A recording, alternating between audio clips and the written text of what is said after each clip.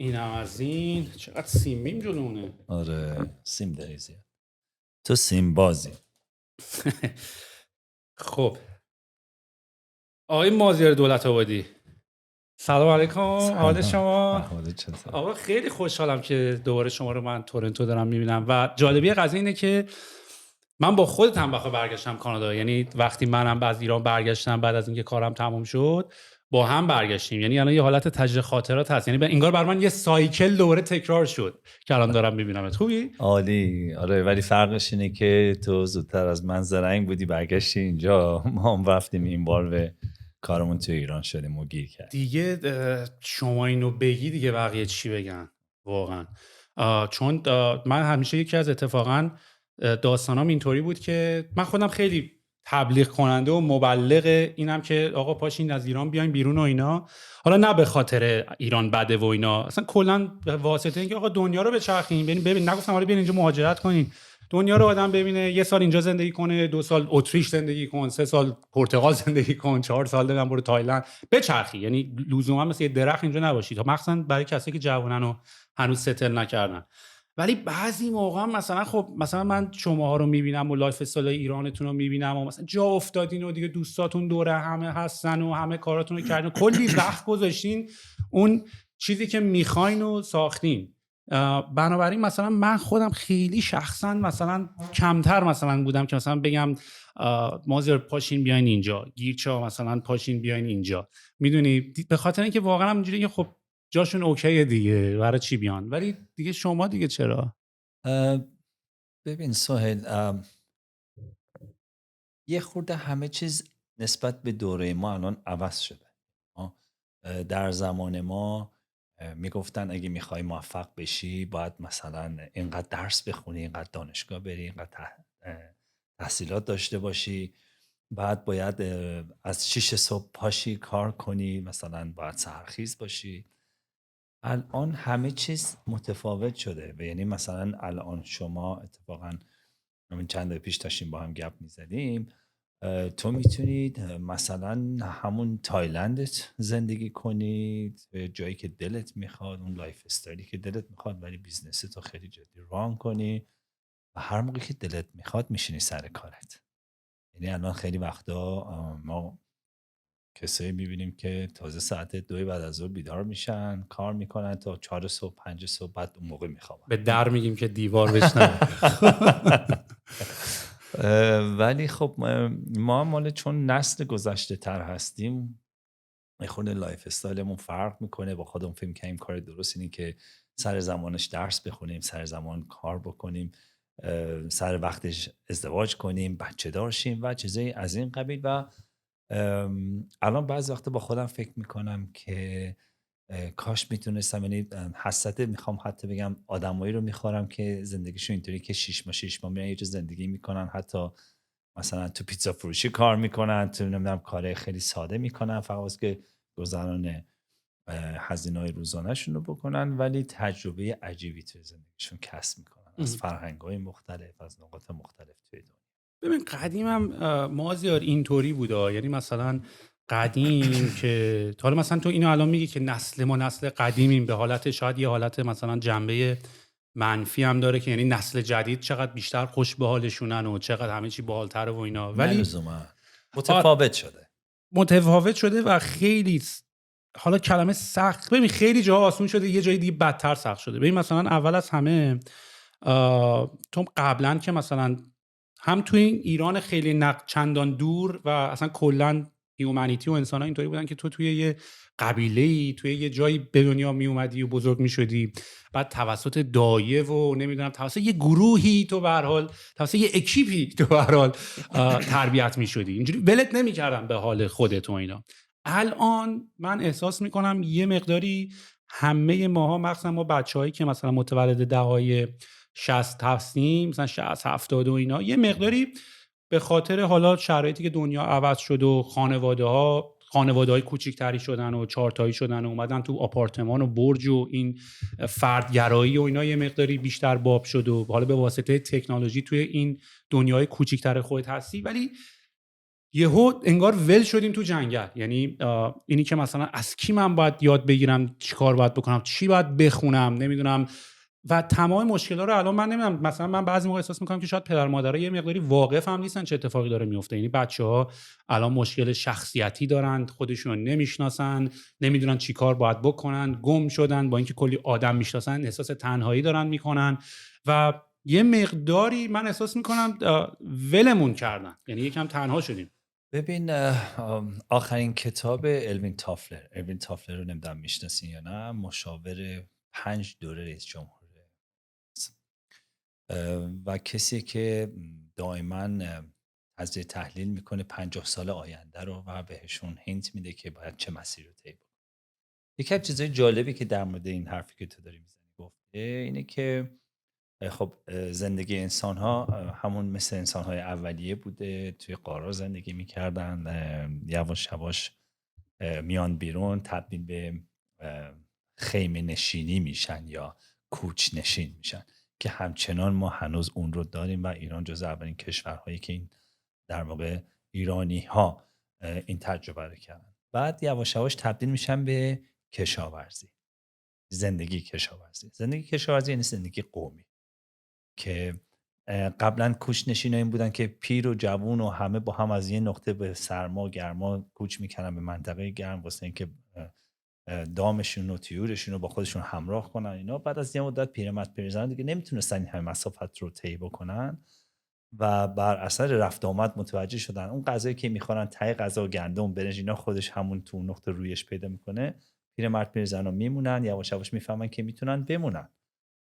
میشه زندگی کشاورزی، بعد میشه زندگی صنعتی که جنگ جهانی دوم اینا بعد دیگه خیلی جدی میشه، بعد میاد توی زندگی که با تکنولوژی و بعد دیگه میاد در واقع ابر تکنولوژی میشه با بعد از خلق اینترنت. و ما الان همچنان توی اون عصر صنعتی موندیم. یعنی نوع آموزش ما، نوع لایف استایل ما، نوع در ایران نه تو دنیا 9 تا 5 رفتن سر کار مال دوره صنعتیه. مال اینه که بری کارگاه دستگاه رو بکشی برگردی خونه. میخوام همین رو بگم.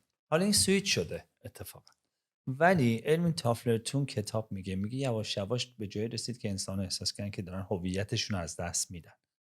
جرم، جنایت، خوشحالی، خانواده، وابستگی اینا داره از یه سری داره زیاد میشه، یه سری داره از بین میره و تنها راه نجات بشریت اینه که این تکنولوژی جدیدی که اومده و شما میتونی از راه دور کار کنی و خب این پاندمی هم خیلی به این قضیه کمک کرده، اینه که تو میتونی میکسی از آنلاین امروز رو با زندگی کشاورزی تجربه کنی و دقیقاً توی کتابش ایران رو مثال میزنه. میگه ایران هنوز در دوره کشاورزیه و اگر ایرانی ها باهوش باشن یا مدیریت صحیح بکنن، این در واقع دورکاری که میتونه انجام بشه و احتیاج نداره میتونن در کنار خانواده ها دوباره این چیز رو برتری رو نسبت به بقیه اقوام در دنیا داشته باشن، چون هنوز ما کشاورزی. حالا کشاورزی تعریفش چیه؟ تعریفش اینه که پدر مادر با داماد و عروس و پدر بزرگ و مادر بزرگ و اینا هنوز کلونیاشون وجود دارن. یعنی هنوز الان یه مثالش خود ما همیشه همه با همیم. یعنی مثلا من با خانواده مثلا پدر مادر خانومم هم، بچه ها با همونن، نوه، پدر بزرگ، مثلا همه توی یک کلونیم. حالا این کلونی خیلی وقتا مثلا مثل ما 2 طبقه بالا و پایین میشه، بعضی وقتا توی محل میشه. ولی شما نگاه کن مثلا اروپایی آلمانی تحصیلاتش رو توی مثلا فرانسه کرده، کارش رو هلند گرفته، مجبوری برای یه سری از شغلاش مثلا بره امریکا. یعنی خودش اصلا نمیدونه که متعلق به کجاست، نمیدونه هویتش کجایه، نمیدونه خانواده‌اش مثلا. الان منم همین فازو دارم، مثلا نمیدونم کانادام، ایرانم، کجام مثلا. و توی اون کتاب خیلی تاکید میکنه که باید دنیا به این جهت بره وگرنه خیلی مسائل جدی‌تری جوامع باش برخورد خواهد. البته یه چیزی هم مازیار، مثلا انقدری که این 10 سال گذشته واقعا سرعت پیشرفت تکنولوژی انقدر زیاد شده که یه جورایی آدم هر چی که الان صحبت میکنه از آینده یه 10 روز قبل آوتدیت شده آلردی، یعنی تمام پیش بینی ها و اینا. و کلا خب اصلا این بحث این که مثلا دنیا رو اگه به گذشته و تاریخ و این نگاه بکنی میتونی یه پترنی رو توش پیدا بکنی. خب این الان بحث خیلی ها همین هست دیگه. مثلا من یه ری دالیو که سی او بریج واتر، یکی از بزرگترین هج فاندهای دنیا، یه کتابی داره به اسم پرینسیپلز که توی اون کتابه راجع به این صحبت میکنه که آقا تمام اتفاقایی که تو دنیا افتاده، از اومدن و رفتن حکومت ها و پادشاه ها و جنگ ها و سیل و هر اتفاقی که بگی، اینا رو اگه توی یه بازه زمانی 1000 2000 3000 سال نگاه بکنی، همه این اتفاقا هی به صورت سایکل وار هی میفته و میفته. اصلا دنیا کلا سایکله، یه سایکل، همه چی کلا اصلا تو کائنات سایکله، همه چی میچرخه دوباره از اول، میچرخه دوباره از اول، همه چی یه سایکلی داره برات. و یکی از بحث‌های این کتابه اصلا اینطوریه که ممکنه اتفاقاتی مثل همین پاندمی و اینا که الان اتفاق افتاده، چون توی لایف تایم من و شما برای اولین بار اتفاق افتاده، فکر می‌کنیم تا حالا اینجوری نبوده، به ما فقط خورده. ولی اگه نگاه بکنی اتفاقای افتاده و چیزی جدید نیست. و دونستن این که چیزی خیلی جدید نیست، اگه بری مطالعه بکنی، خیلی از مشکلات دنیایی که مثلا الان همه باش درگیرن و اینا رو میتونی یکم راحت‌تر، ریلکس‌تر بری جلو. مثلا از این که مثلا استاک مارکت رفته بالا، کی میریزه، این سایکل‌ها رو هی دیدن، اینفلیشن میره بالا، سایکل‌ها رو دیدن، خیلی از این داستانا رو دیدن. وارن بافت هم یه همچین فلسفه‌ای داره که 60 سال واقعا الان داره این کارو یه بند داره میکنه، واقعا 6 هست که داره اینوست میکنه و داره کار. اینی که بحثا نیست که حتما یه کاری رو داره درست میکنه، با اینکه خیلی سنتی و ترادیشنال و اینا، ولی نسبت به این کریپتوهای جدید و تمام اینوستور جدید، ولی هنوز داره یه کاری رو داره درست میکنه و هنوزم داره جواب میگیره.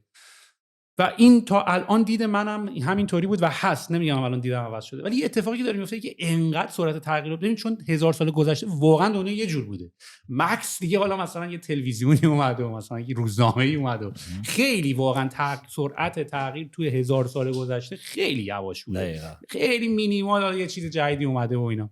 و بعد الان یهو داره بک تو بک اتفاقای جدید میفته. مثلا موبایل اومده، هنوز ما کرکو پرمون نریخته که مثلا نیا کن موبایل رو میگیری دستت، وصلی به اینترنت همه جا، یارو تو گوشیته خودت رو لایو استریم میکنی، هفته بعد هدست اومده متاورس، میری توی دنیای دیگه. مثلا اینجا که اوه این دیگه نه من به وارن بافت تراست دارم، نه به ری دالیو دیگه میتونم تراست کنم، چون اینو دیگه هیچکی نه، این سرعت تغییر هیچکی ندیده. گرچه اینم البته بگم، یعنی باز یه سری آدم دیگه هم هستن. مثلا ما یکی از پارتنرهای خودمون که یه آدم خیلی معروفی هم هست، کتاب سینگولاریتی رو نوشته. اون یکی از آرگومنتاش اینه که تو تکنولوژی قابل پیش بینیه، یعنی تکنولوژی رو تو میتونی بر اساس اینکه سرعت ترانزیستورها و اینا رو که مثلا رو قانون مورزا چقدر قدرت پردازنده ها میره بالاتر، میتونی پیش بینی کنی چه اتفاقایی میتونه بیفته، میتونی بفهمی کی مثلا ربات‌ها به هوش میرسن و به این داستانا و اینا. بنابراین اونم مثلا یه پیش بینی کرده، مثلا آقا تا 15 سال دیگه مثلا کی ما میتونیم لایف اکسپنسنسی یا مثلا امید به زندگی رو تا مثلا 10 سال 15 سال افزایش بدیم. اون از اون ورم هست، یعنی از این ور اگه پترن هست که مثلا یه دوره‌ای مثلا بررسی کردن، از اون ورش هم مثلا آینده رو تونستن پیش بینی کنن. ولی واقعا اتفاقایی که داره میفته، چون الان اتفاقاتی که مثلا متاورس داره میفته، همون فیلم و کتابای ایزاک آسیموف هم همونه، 1960 و 40 نوشتن. میدونی، یعنی مثلا الان تو میری استار وارز هم نگاه میکنی، اوه این بابا اینو خیلی وقت بوده میدونستن قراره اینجوری شه، الان داره میشه. وقتی کتاب قاره فولادیشو خوندم اصلا میگفتم مگه میشه مثلا هم چیزی مگه امکان داره. ولی سوال ببین، صادقانش بخوام بهت بگم، من خودم بعضی وقت دچار استرس میشم. سرعت منو بعضی وقت خیلی نگران میکنه و همش فکر میکنم عقب افتادم. یعنی اینقدر این هی تکنولوژی جدید میاد، مثلا الان برای جابجایی اومدن یه دونه همین درونای که باهاش فیلم برداری میکنن دیگه، الان آدما دارن باهاش این برام میرن. حالا گفتم میخوایم ایر تاکسیشو بزنیم. حالا میدونی، یعنی این چیزا دیگه یه جورایی داره همه معادلات زندگی رو عوض میکنه و خب هی داره همین ارزهای دیجیتالی، یه مثال ساده، یعنی اصلا اون تراستی که همه به اون پوله، شمارش پوله یا اون سکه جیرینگش که قبلا بارها توی فیلم‌های مختلف کازینو، یعنی اینا اصلا داره یهو اصلا معادلات عوض میشه و اصلا نمیدونم حالا یه جایی مثلا هست، مثلا من یه میام از یه سری چیزا به عنوان فرصت استفاده میکنم. بر فرض مثال من کل شرکتم توی ایران، شرکت خودم رو ستاپ کردم، ستل داون کردم، تمام مثلا معمارا رو اونجا نشوندم. حالا خیلی هاشون رو دورکار کردم، خیلی هاشون توی یه آفیسن. خودم اومدم کانادا، دارم پروژه میگیرم توی امریکا، پروژه میگیرم توی کانادا، خودم دارم همه چیز رو از دور لید میکنم. و خب این اگه قبلا بود و این تکنولوژی اومد، این همچین چیزی امکان پذیر نبود. ولی خب الان خب وقتی نگاه میکنیم این از نظر هزینه اون کاستی که من قراره که بر فرض مثالی ساده ترین کارمندت باید با $3000 شروع بکنه، خب $3000 الان خودش مثلا یه چیزی هولوش 70 میلیون تومنه. مثلا خب به 70 میلیون تومن حقوق مثلا 5-6 نفره، 7 نفر، شاید بیشتر، 8-9 الان نفر. یه هفته شده برگشتید تورنتو؟ نه. خب پس اخبارت خوب آپدیت از اون ور. آره خیلی. ولی خب خیلی جاها این تکنولوژی با آدم کمک میکنه و خیلی وقتا هم حالت استرسفول نه داره. خیلی باهات موافقم. ببین مثلا ماها که مثلا تگ حالا کارآفرینی و انترپرنورشیپ و اینا رو برداشتیم، یا حالا بچه‌ها که کلا تو تکن و اینا، همیشه مثلا یه کانسپتی هست میگن که ما تو آینده داریم زندگی میکنیم. یعنی ما مثلا الان چیزی که داریم میسازیم یه ویژنی از آینده داریم که مثلا باید بتونی این کار رو بکنی و اینا. مثلا به قول تو اون کسی که درون رو ساخته یه آدمایی بودن که یه جورایی تو گذشته در آینده زندگی میکردن، که آقا باید با درون مثلا فیلم برداری بشه و همیشه داشتن آینده رو میساختن. الان اینطوری شده که ما هنوز خودمون این استارتاپ رو هنوز شروع نکردیم، هنوز به جای نرسوندیمش. اینجوریه که او ویو بعدی اصلا کلا داره ابسولیت میکنه، اصلا داره اینا دیگه اصلا کنسل میشه، اصلا اینجوری نیست. مثلا میشه همین داستان متاورسه مثلا که حالا فیسبوک نشون داد و چه جوری میشه و اینا. یعنی این سرعت یه مقداری واقعا واقعا ترسناک هست. و اتفاق جالبش هم اینه که کسی، یعنی اون ریش سفیده هم نداریم الان تو این بازه زمانی که بخواد بهمون بگه که مثلا چی کار باید الان بکنیم. الان ریش سفیده ته صفن. آره. یعنی ولی حالا جدا از اینا مثلا یه چند تا مانک هست، مثلا سد گرو هست، یه هندی هست که اینا هم حالا نمیدونم واقعا حرف میزنن عشق میکنی ها، ولی خب اینا هم انگلیسی هاشون خوبه، اونورم بلدن، بیز مارکتینگ هم بلدن. یعنی کاملا کامبینیشن یه سری آدمای خیلی مختلفن که مثلا الان هی تاک میذارن و مثلا حرفای خیلی خوبی میزنن. آره ولی اونا بیشتر به مایندست تو چه، آره. این که مثلا یه خود آرامش آره. پیدا آره. کنی، اینا بیشتر کمک میکنن. ولی مثلا من خودم به عنوان یک کسی که توی میدل ایج هستم، مثلا دلیل این که میام پیش تو با تو گپ بزنم اینه که تو بیای به من کمک کنی به عنوان نسل جوان. یعنی خب این تفاوت، قبلا اگه میخواستم در مورد بیزنسم فکر بکنم با یه نسل، دو نسل بزرگتر از خودم صلاح مشورت میکردم. ولی الان برای مثلا پروموت کردن کارم یا جا افتادن کارم توی مثلا امریکای شمالی یا مثلا توی کشورهای دیگه، چیزایی که مثلا بخوایم بگیم که با تفکرشون با تفکر ما توی ایران فرق میکنه، باید بگم که مثلا سهیل کی وقت داری با هم ولی گپ بزنیم. پرینسیپلاش یکیه ها، یعنی قوانین پایش یکیه. ولی من فکر کنم اتفاقی که افتاد چیه؟ اتفاقی که به نظر من افتاد اینه که چیزی که طول میکشید 30-40 سال تجربه و بری و بیاید آدم یاد بگیره رو ماها الان تو 10 سال بهش اکسپوز شدیم. یعنی مثلا به واسطه اینکه رفتی مثلا با تکنولوژی سایتی درست کردی، اپلیکیشنی درست کردی، بعد یهو مشتری اومد، خیلی سریع مجبور شدی با اداره مالیات سر کله بزنی، با پیدا کردن پارتنر سر کله بزنی، با جذب سرمایه سر کله بزنی، با اچ آر سر کله بزنی، با منیجمنت آدما یعنی اتفاقایی که شاید طول میکشید 10-15 سال 20 سال تا یه آدمی تو لایف تایمش اینا رو تجربه کنه، ماها به صورت خیلی فشرده کامپکت مجبور بودیم توی 3-4-5 تو هم سال. یه خود میکروپروسسورات سریع کار میکنه. سرعتت بالاست. ولی خب خواه ناخواه خیلی سرعت رفته بالا و این برای بعضی اصلا قشنگ خوشایند نیست، نه که قشنگ نیست. یعنی از اون طرف در نقطه مقابل یه همچین آدمایی که مثلا سرعت به این زیادی دارن، مثلا مثل تو، یا آدمایی مثل من که پشت کار خیلی زیادی دارن که روزی 16 ساعت هنوز کار میکنن. من 10 شب رسیدم تورنتو، 8 صبح تو آفیسم بودم. یعنی هنوز نه به جت لگ فکر میکردم نه به خستگی راه فکر میکردم، گفتم فقط باید شروع کنم. خیلی از آدما در مقابلش دنبال یک کوالیتی توی زندگیشون از ازای لذت بردن لحظات زندگیشون میبرن و اصلا دغدغه‌شون چیزایی که الان من و تو میگیم نیست. ولی دقت کردی اگه از شهر بری بیرون همه چی واقعا آروم میشه یهو؟ یعنی من یه بار رفته بودم کمپینگ مثلا همین یه ماه پیش و ما مثلا آتیش روشن کرده بودیم و بغل مثلا منم خودم آدم استرسی ام، یعنی منم اینجوریه که آقا ساعت 9 شب من یا میتونم الان برم کلاب یا مثلا اگه این کار رو بکنم مثلا یکم میافتم جلوتر و همیشه اون یکم کار رو بکنم بیفته جلوتر که اصلا چیز هلتی نیست. یعنی لزوما اصلا نمیگم پرادم، چون من واقعا باید پارتیمو بکنم. ولی داشتم مثلا به این فکر میکردم که یه بار ما رفتیم مثلا اون کمپینگ و این شهر رو بیرون رو نگاه کردن، ساختمونا رو دیدن و آدما تو این کاندوهاشون و هی میرن و میان و یه دقیقه میری پایین همه دارن میرن و میان و ماشینا بوق میزنن، حسابت میده. من تا کمپینگ رفتم و هیچکی نبود و فقط یه دریایی بود و رودخونه‌ای بود و داشتیم نگاه میکردیم، اصلا چقدر دنیا آرومه. نه کسی به کسی کارت داره، نه خبری از تکنولوژی هست، نه نوری اصلا تو آسمونه، نه چراغی هست، نه بوقی هست.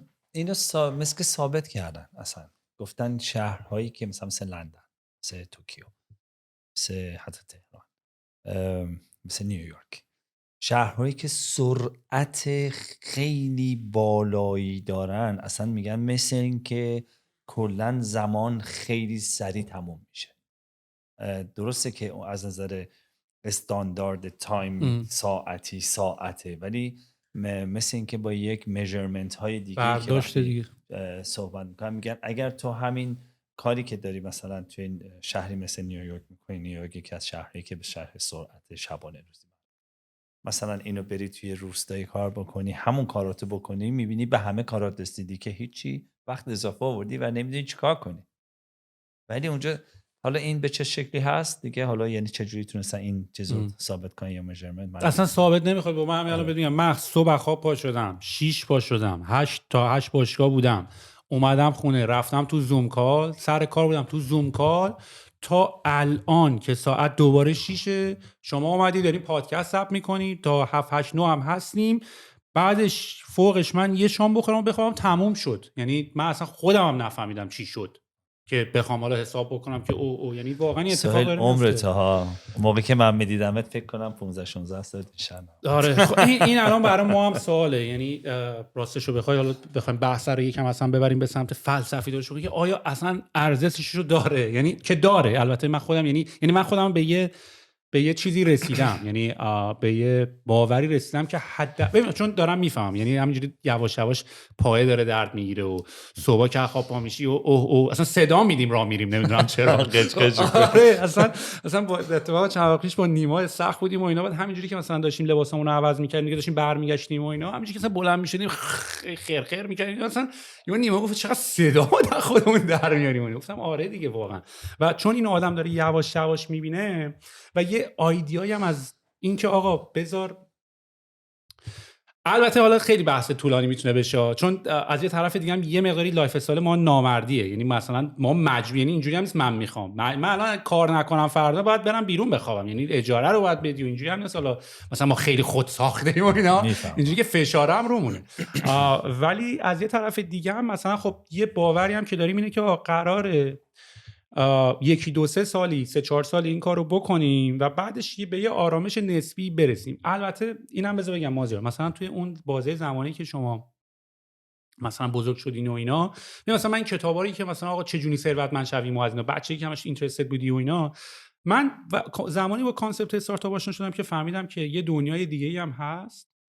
تو 2 تا انتخاب داری. تو میتونی تمام زندگی تو خیلی ریلکس و آروم و بالانس به اصطلاح مثلا کار بکنی و زندگی خوبی داشته باشی، یواش یواش همین پروسه‌ای که میری مدرسه و کار و دانشگاه و زن و یه پولی هم داری میگیری و کارمند هستی و داری کارتو میکنی. و بعد یه روش دومی توی این از عصر تکنولوژی اینا وارد شد که تو یه دوره خیلی کامپکت صبح و شب طور مثل گوگل، مثل ایلان ماسک، مثل تمام اینایی که اتفاق افتادن رو داری میبینی، میتونی خیلی بک تو بک کار بکنی و معمولا عددش 5 ساله، یعنی اوریج میتونی تو 5 سال میتونی خودتو ببندی. حالا درسته که برای ما مثلا شده 7 8 9 سال داره طول میکشه، ولی این راه هم هست. قبلا این آپشن 2 نبود که انتخاب بکنی، قبلا تا صبح هم می‌خواستی کار بکنی فرقی نمی‌کرد، یعنی الان ولی میتونی بیشتر کار بکنی و نتیجت یعنی یه حالت لینیر قبلا داشت، الان ولی نداره. الان واقعا میتونی کامپاوند کار بکنی و نتیجه خیلی زیادتری بگیری. من خودم شخصا این راه دوم، حالا درسته یواش یواش به لایف ورک بالانسی دارم میرسم، ولی من خودم شخصا و خیلی های دیگه این راه دوم انتخاب کردیم، یعنی ترجیح میدیم به خاطر اینکه برای مدت خیلی زیادی بالانس کار بکنیم، یه مدتی رو خیلی بذاریم پشتش. البته ماها احتمالاً این کار تمام بشه همچنان ادامه میدیم به خاطر اینکه خیلی از آدمایی که همچنان دارن ادامه شما میدن. ورکالیکی، ما هم ورکالیکم، آدم اینطوری. ببین قبلا میگفتن آدم‌ها زیر 40 سال پولدار نمیشن. در دوره ما اصلا مثال بود، گفتن زیر 40 سالش که پولدار نمیشه، تا بعدم که بین 40 تا 50 پولدار شدی نشدی دیگه هیچ وقت نمیشه. این قوانین و چیزای عرف جامعه. الان مثلا تو مجله فوربس مثلا 2 تا از پولدارترین آدمای دنیا 2 تا شریک 17 سالن. یعنی یه خورده میگم معادلات عوض شده. من یه کتابی دارم میخونم، کتابی هست به نام دوباره فکر کن. پیشنهاد میکنم حتما این کتاب بسیار بی‌نظیر. میگه هر وقت که داری اینوالو یه سری چیزها میشه توی زندگیت خیلی جدی و انقدر تمرکز و فوکوس کردی واسه این که اون اهدافتو بزنی و موفق شی و شبانه روزتو گذاشتی بر اون قضیه، هر از گاهی وایسا، بیا بیرون، نگاه کن و تمام اون ساختاری رو که برای خودت ساختی رو دوباره یک بار ریویو کن و دوباره از اول شروع کن. یعنی از اون نقطه دوباره از اول شروع کن. این باعث میشه که تو خیلی سریع بفهمی کجا داری اشتباه میکنی. میگه هیچ وقت، میگه عقاید تو خیلی جدی بگیر ولی هیچ وقت رو عقایدت پافشاری نکن. اهدافتو جدی بگیر ولی هیچ وقت رو اهدافت هم پافشاری نکن. یعنی فکر نکن اون هدف درستیه. و این باعث میشه که تو بتونی اون بالانس رو توی زندگیت به وجود بیاری. ببین تمام بگم ادیان، تمام کسایی که دارن به تو به یک شکلی ادوایز میدن، از اشعاری که از حافظ و مولانا و خیام و اینا، هر کدوم اینا که هر کدوم به یه شکلی دارن تو رو دعوت میکنن به تعدیل. یعنی اینکه تو باید همیشه اون وسط ماجرا باشی. یعنی هرچی دامنه های سینوسی تو بالا پایینش کمتر باشه و تو به یک خط نزدیکتر باشی، چه به لحاظ خوشحالی بیش از حد کردن و شادی کردن و حالا چیز اینطوری، چه به لحاظ اینکه مثلا بخوای فقط به کار و اینا فکر بکنی و خوشی نکنی و از زندگی لذت نبری، همشون میگن که تو باید به یک میانگینی از تمام کیفیت‌های زندگی، یعنی باید از چند بعد زندگی کنی. برای همین اگر تو یک دوره‌ای داری به خودت فشار میاری، یک دوره‌ای باید شل کنی که بتونی اینو بالانس کنی و این بالانس بین تمام این اتفاقات باعث میشه که تو کیفیت زندگی پیدا کنی. درسته ماها هر موقع یه موفقیت خیلی خوبی تو کارمون به دست میاریم، اون حس خوبه انگار مثل 10 تا سفره برامون، ولی بعد که میریم سفر میگیم آخه چرا من سفر نیومدم، چقدر کار کردم. نه دقیقاً من با حرفت خیلی موافقم و کلا مثلا میگم ما خودمونم یه جورایی به یه حداقل با توجه به این مطالعاتی که داریم میکنیم به یه آرامش درونی حداقل نسبی رسیدیم. یعنی مثلا من خیلی با خودم اوپنم، یعنی با خودم خیلی تو فکرم به حرف میزنم و بحث میکنم و خیلی از داستانام رعایت میکنم و همین حرفی که زدی من خودم خیلی از بیرون به عنوان سوم شخص نگاه میکنم، خیلی هم برمیگردم از اول همه چی رو دوباره ریست میکنم و بهش نگاه میکنم. و یه داستانی هم بود که مثلا ناوال داشت راجعش صحبت میکرد، میگفتش که کلا جنس ما انسانا یه مقداری جنس ما انسانا شبیه افرادیه، مثلا ما خیلی ماراتونی نیستیم. ما انسان‌ها اصلا نوع نیچرمون اینه که حالت اسپرینت داریم، یعنی مثلا سری میری توی یه دوره خیلی زیادی کار سنگین میکنی، اسپرینت میکنی، استراحت، دوباره شروع. اتفاقا این روش این که خیلی آهسته و پیوسته و اینا، حالا اون یه معنای دیگه‌ای داره، اون در بلند مدت یعنی کاری رو بکنیم، ولی کلا جنس ما انسان‌ها اینه که یه کاری رو خیلی مثلا 2-3 ساعت 4 ساعت فوق العاده فوکس انجام بدی، کار رو انجام بدی، بعد واقعا بری یه ماه سفر، یه 2 هفته سفر، 3 هفته سفر، دوباره اسپرینت بکنی. یعنی همش استراحت، اسپرینت. اصلا جنسیت ما اینه. یعنی اصلا قرار نیست این تصمیم شخصی تو باشه که من یکم کار میکنم یکم میرم مسافرت. این نیچر انسان‌ها اینه که اینجوری اصلا باید کار بکنن، مثلا برای این حالتایی که چون ما هم الان یه جورایی تیپ کارایی هم که مثلا ما تو این دنیای به قول خودت پرسرعت داریم میکنیم، ماها رو با اتلیت هم خیلی مقایسه میکنن. یعنی قبلا ورزشکارا بودن که باید مثلا خیلی میلی سکندی و اینا مثلا هر لحظه رو باید آپتیمایز میکردن.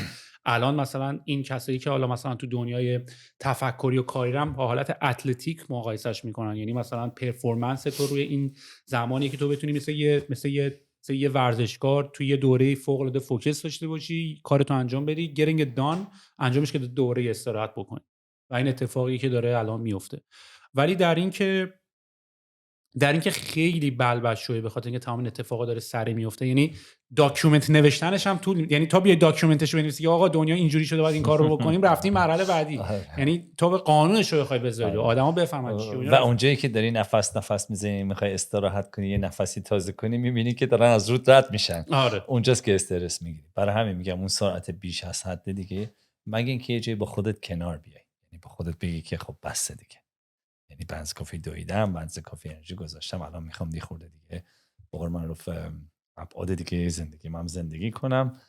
و خب خوشبختانه این دیگه میشه یک جور لایف استایل، تصمیم برای نحوه زندگی. خوشبختانه حالا ما توی زندگی خودمون خیلی از دور و بری همیشه به ما میگن چقدر خوبه که شما سفرتون رو میرین، کمپتون رو میرین، ورزشتون رو میکنین، مهمونیتون رو میرین، نمیدونم پارتی میکنین، کارم میکنین، بیزنس هم میکنین و همه چیزا. و دائم داریم ما سعی میکنیم که این بالانس رو به وجود بیاریم. البته میخوام بهت بگم که کسی که این بالانس رو خیلی خوب تو خونه ما به وجود میاره خانم بنده است.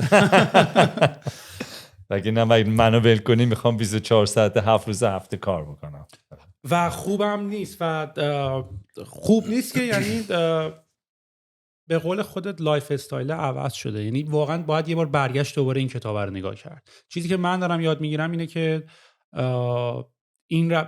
این روشی که ما انتخاب کردیم، ببین من دوباره میگم این ناول یه نفری هست که یکی از بزرگترین سرمایه‌گذارای سیلیکون ولی رو همین استارتاپ ها و ایناست، ولی یکم جنبه مانک هم داره. یعنی نه تنها ثروتمند رو کلی از استارتاپ های دنیا سرمایه‌گذاری کرده، ولی به یه آرامش خیلی درونی هم رسیده و اصلا تو فاز بیلیونری اینا نیست، خیلی هم شل و ایناست. برای کمپانی منم به اون پول و ثروت برسم تبدیل به پیامبر میشم.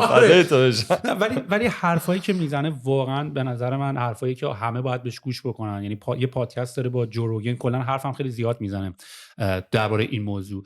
ولی الان ما امکاناتی داریم که اگر ازش درست استفاده بکنیم، اون پروسه زمان قدیم که 50 سال طول می‌کشید همینجوری به قول خود 40 سالگی پولدار نمی‌شی رو الان میتونی بکنی، مینیمایزش بکنی به 5-10. درسته خیلی سرعت همه چی بالاتره، ولی به جایی که 50 سال 40 سال زجر بکشی میتونی تو 10 سال خاصش کنی و به جاش 30 سال کوالیتی لایف داشته باشی. قبلا این آپشن نبود. قبلا واقعا باید پول به ارث می‌بردی برای ثروتمند شدن. قبلا باید پدرت کارخونه می‌داشت، سس هاینز داره نسل من هاینزو کی زده کی داره، تو فکر کنم 90 دارن عشق میکنن دیگه. خب و نمیشدی مثلا یو بزرگ شی، مثلا بری یو استارتاپ بزنی و بیلیونر بشی، نبودی، همچین امکانی نبود و این امکان الان فراهم شده. یعنی به همون من احساس میکنم وزنه ترازو اینطوریه. همون اگر مثلا داری آرگیو میکنی که مثلا نسبت به زمان قدیم 10-20 برابر بدتر شده، ولی از این ور آرگیو هم میتونی بکنی که 1000 برابر بهتر شده.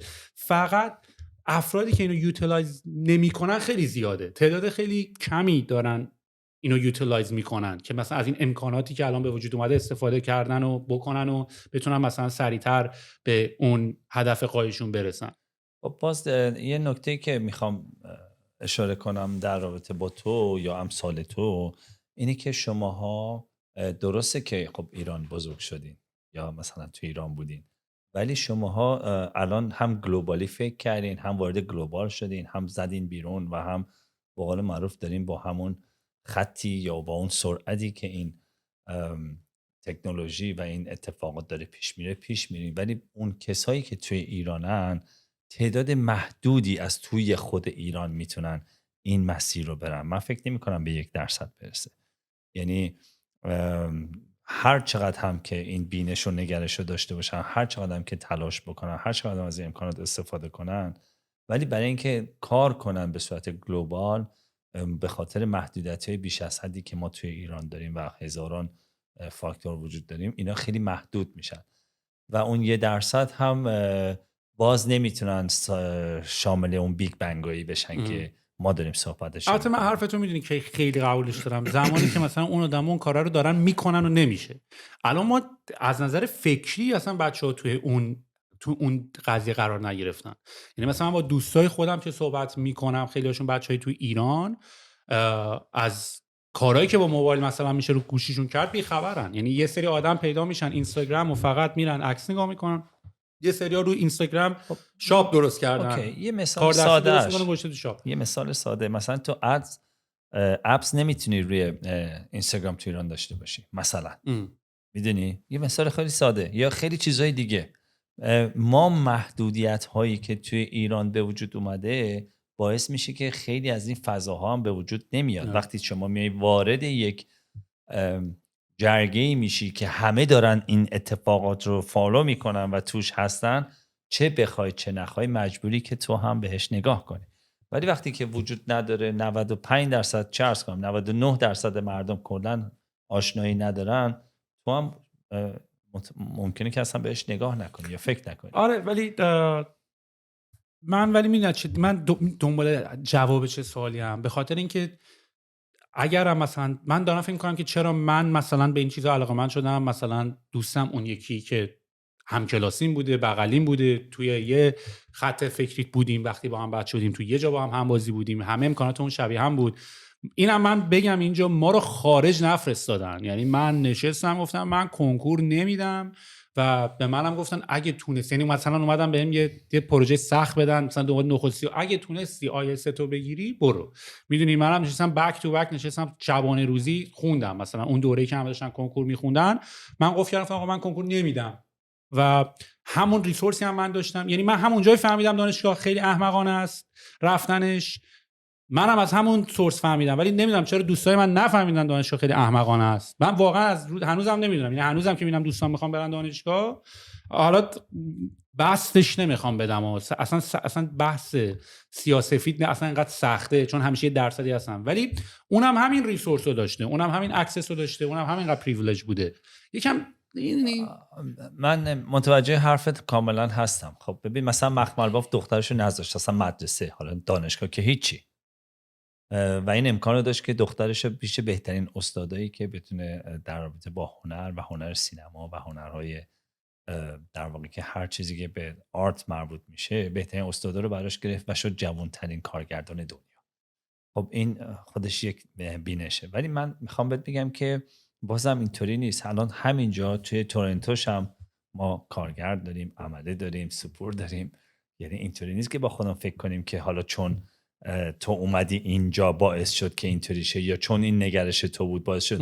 خب خیلی از آدمو توی امریکا اصلا نگاه میکنی اصلا چه میدونم شغلشون دزدیه یا کارشون گداییه. بحث دسترسیه ولی یعنی من دسترسی داشتم، اونم دسترسی داشته. خب همین میگم اصلا اینجا که دیگه اونایی که دیگه مهد امریکا که مهد این دسترسی دیگه، یعنی دیگه از اونجا که بالاتر نداریم که. پس اونا چرا اونطوری شدن؟ بیشتر به نظر من خیلی جاش برمیگرده به فردیت یا به اون نگرش های یک شخصی. یعنی چطور مثلا من رفتم تو کار معماری، تا شوهای 50 کیلومتری کل فامیل ما کسی اصلا کار معماری نمی‌کنه. چطور مثلا یک کسی میره توی چه میدونم میره توی ناسا یا بلند میشه میره فضا یا میره تو ناسا کار میکنه. این اون دیگه یه سری پشنای شخصیه، یا اون واقعا هدفیه که یک آدم با جون و دل، مثلا من 8 سالم بود میدونستم که میخوام چیکاره بشم، در صورتی که الان آدمایی رو میشناسیم که هنوز 40 سالشونه، 50 سالشون، هنوز نمیدونن میخوان چیکار بکنن. من اتفاقا میخوام بگم که این خیلی برمیگرده به اون دیدگاه های شخصی افراد. درسته که بله، مثلا تو خیلی از کشورها این محیط به وجود میارن برای بچه ها که آشنایی بیشتری پیدا کنن با آنچه که میخوان، یا آشنایی بیشتری پیدا کنن، یا فضاهای ورکشاپ میذارن براشون، تجربه متفاوتی میکنن، این رو زودتر اینوالو میکنن با خیلی از مشاغل و اینا میتونن بهتر تصمیم بگیرن. ولی اگر فکر بکنیم که این امکانات توی ایران نیست یا خیلی از این فضاها وجود نداشته، ولی باز میبینیم توی از ایران بسیار آدمای نخبه بیرون میاد و آدمایی که تو نمیتونی اصلا با خودت باور کنی که توی همچین فضایی میتونی یه همچین انسانهایی رشد بکنن با اون همه محدودیت. اینا دیگه به اون پشنای شخصی یا شخصیت‌های هر فرد دیگه خیلی متمرکز میشه. البته اینم من بگم من اصلا از این فازا ندارم که یعنی من دلیلی که دارم این حرفا رو میزنم یکی از دلایلش اتفاقا اینه که مثلا من اصلا دنبال این نیستم که بگم یه سری‌ها سخت کوشن و همون قدری که شما مثلا دسترسی داشتیم ما هم داشتیم ولی ما تونستیم شما نتونستین. اتفاقا من واقعا با یه دید خیلی اوپن دارم به این قضیه نگاه کنم، با یه دید باز که واقعا یعنی دنبال اون المنتم، چون میدونی یه چیزی هم میمونه، یه واقعا یه دری هم آخه باز میشه. یعنی مثلا تو با توجه به اینکه یعنی بعضی موقع مثلا میخوای بری شاید ریشه یابی بکنی، مثلا شاید مثلا اینطوری بوده که مثلا من به زبان انگلیسی علاقه داشتم، مثلا به عنوان یه زبان خیلی دوستش داشتم، فیلم‌ها رو میدم عشق میکردم، باحال این زبانه، اونو یاد گرفتی، بعد چون به واسطه کتاب زبانه مثلا یه چه میدونم یه کتاب ویندوز هم مثلا به انگلیسی دیدی، بعد یه دنیا دوم واچ، یعنی خیلی این سوراخ‌ها به هم وصله. 100%. یعنی همین که تو میگی، من مثلا از خودم مثال بزنم. من توی راهنمایی ببرم یه جا گفتم معلم حرف و فنمون گفت برین پلان خونتون رو بکشین. همه فکر میکنیم میگه مثلا باید موشک هوا کنی، کسی پلان نمیدونست چیه که مثلا فکر کن اول راهنمایی دوم راهنمایی بری پلان. خب من رفتم خونمون با هر جون کندنی که فکر بکنی نقشه خونه رو کشیدم با حالا 1000 تا از نظر اسکیلی اشتباه اینا، ولی تونستم پلان رو درست بکشم. اینقدر مورد تشویق معلمم قرار گرفتم که من از همونجا رفتم تو کار معماری. یعنی اینقدر حس خوبی به من داد همین یه تشویق. یا یه دوست دختری داشتم تو دوره جوانیم، یه روزی مثلا ایشون پی اچ دی روانشناسی داشت از UCLA، آدم عجیبی بود. من فکر کنم 20-21 سالم بود. به من گفت من مطمئنم تو یه روز آدم بسیار موفقی میشی. و من چون اون آدم رو خیلی باورش داشتم و خیلی قبولش داشتم، اون روز با خودم گفتم پس من موفق میشم. و هر موقع که ناامید میشدم یاد حرف اون آدم میافتم، گفتم اون فهمیده پس من باید موفق شم. ببین بعضی وقتا میخوام بهت بگم که قدرت کلام میتونه خیلی تاثیرگذار باشه، برای همین باید خیلی مواظب به حرفایی که از دهنمون میاد و من اصلا این هنر رو ندارم. یعنی من فقط آدما رو میکوبم، فوشکش میکنم. ولی دلیلی که این کارو میکنم، من رشد این برای خیلی کار نمیکنه. من خودم ولی اینطوری رشد کردم مازیار.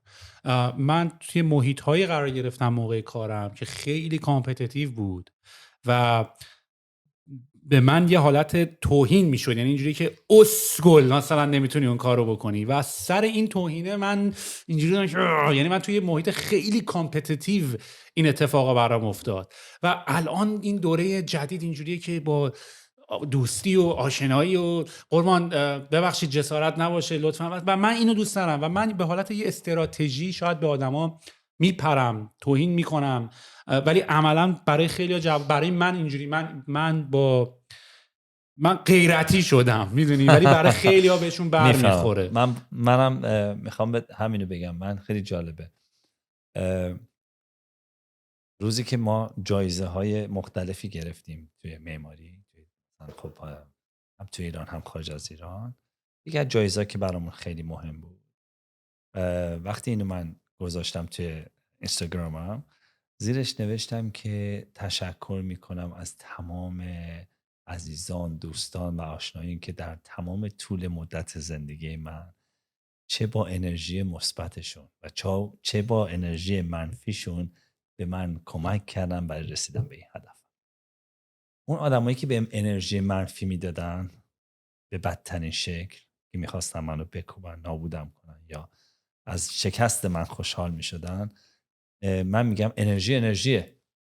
الان وقتی به تو انرژی میدن، انرژی دارن بهت میدن، کافی که تو جهت انرژی رو برای خودت هدایت کنی. یعنی اگه اون که داره به تو انرژی منفی میده، به تو هم بیشتر انگیزه بده اگه با این دیدگاه نگاه کنی. این بازم برمیگرده به مثبت اندیشی تو. یعنی اگر واقعا حتی آدم ها از شکست تو خوشحال میشن، از نابودی تو خوشحال میشن و حتی انرژی منفی میدن، که من کلا تایید نمیکنم این نحوه برخورد یا نگرشو، ولی اگر تو آدمی با انگیزه‌ای باشی، همون انرژی های منفی که به تو داده میشه، این باعث میشه که تو با قدرت بیشتری برای هدفت بجنگی و تلاش بکنی.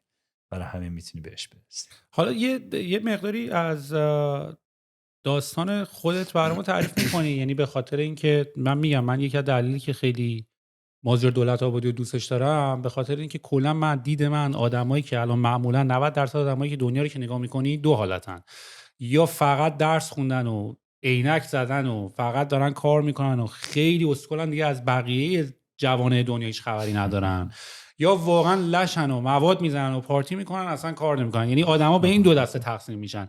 خیلی کم پیدا میشه که الان آدمایی رو ببینی که وسط وایسادن، یعنی هم دارن اشغال میکنن و پارتی میکنن و اصلا نگاه میکنی اینجوری که بابا دم این گرم، ولی از یه طرف میبینی بابا اون موقعی هم که تو خوابی داری لشکری دارن کار میکنن و خیلی مشتین. و برای من مثلا خودتو خیلی رول مدلی. یعنی من مثلا اتفاقا و دیدن شما به آدم انرژی و انگیزه میده ها. یعنی واقعا راستشو بخوای، چون اگه شماها نبودین، امثال شما نبودین، خب ما فکر می‌کردیم که کار کردن یعنی نتیجهش این یارو اسکله، یا اینی که فقط داره این کارو میکنه و نه اون جذاب بود نه اون جذاب بود، واسه همین شاید سمت هیچ کدومش نمیرفتی. و معمولا خب شعله رو انتخاب میکنی، شعله میشی بدتر میشه. ولی نمونه‌های امثال شماها باعث میشه که یه جای وسطی هم هست، یه دنیایی هست که تو میتونی واسه خود اشغال بکنی، هر کاری که دوست داری میخوای بکنی، ولی از اون ورم آدمی هستی که تو کار و جفتش هم بازیه. یعنی من مطمئنم تو معماری هم فاز هارد ورکینگ نیست، معماری هم برات شبیه ورزشه، معماری هم برات یه ساز زدنه، معماری هم برات یه عشق و حالیه. یعنی اصلا اتفاقا من امروز داشتم پادکست جو روگن و اسنوپ داگ رو گوش میکردم و اسنوپ داگ سنش خیلی بالاست دیگه. بعد جو روگن ازش گفت دمت گرم، تو مثلا تا الان داری مثلا کار میکنی و یکی از جزء از اکتیو ترین آدمایی که تو این سن هنوز اکتیوی و داری کار میکنی و بیزنس داری و مشی هستی و آهنگ میدی بیرون و مثلا، و کل هدفش بود که ببین به خاطر اینکه من کارایی رو میکنم که فانه، یعنی خیلی برای من فاز کار نیست، من فان دارم. و این کلمه ورکاهالیکی که تو میگی، بعضی موقع آدما مثلا اینجوریه که دمش گرم یارو ورکاهالیکه، ولی وقتی تو با خود تنهایی فکر میکنی احساس گناه میکنی، چون اینجوریه که داش من دارم حال میکنم، میدونی؟ یعنی اونجوری هم نیست فکر کنی من خودم بستم، اینجوری که یه مقداری احساس میکنی که اون کردیت رو دیزرو نمیکنی، انقدی هم زحمت نمیکشی، داری حال میکنی. نه دلیلش بهت میگم چی. خیلی وقت تو شرکت من مثلا از 8 صبح تا 9 و 10 شب بک تو بک جلسه دارم، جلسه‌های سنگین. اصلا میخوام بهت بگم مثلا 2 تاش تو رو میتونه شات داون کنه، قشنگ بزن ناک اوتت کنه. میام مثلا برم بچه تو دفتر میگم مهندس دمت گرم، خسته نباشی، چقدر امروز شروع بود، چقدر کار کردی. و من با تعجب اینا رو برمیگردم نگاه میکنم، اینطوری میگم کار کردیم. میدونی من با شغلم عشق بازی میکنم. یعنی بیشتر از آن که از شغلم پول در بیارم لذت میبرم. بارها جای مختلف که با من صحبت کردن یا سمینار بوده یا از من خواستن که برای نسل جوان یه گفتمانی داشته باشیم که اینا بتونن بهشون انگیزه بدن، گفتم مهم نیست شما چی دوست دارید، واقعا مهم نیست. واقعا من خودم همین رو بگم، فقط مهم اینه که عاشق اون کار باشید، چون نمیفهمید اصلا چی کار دارین میکنید. اینقدر عاشقانه کار میکنین که اصلا خسته نمیشین. خسته بشین ناامید نمیشین، زمین بخورین ول نمیکنید، چون عاشقین. کدوم عاشقی ول میکنه معشوقش رو؟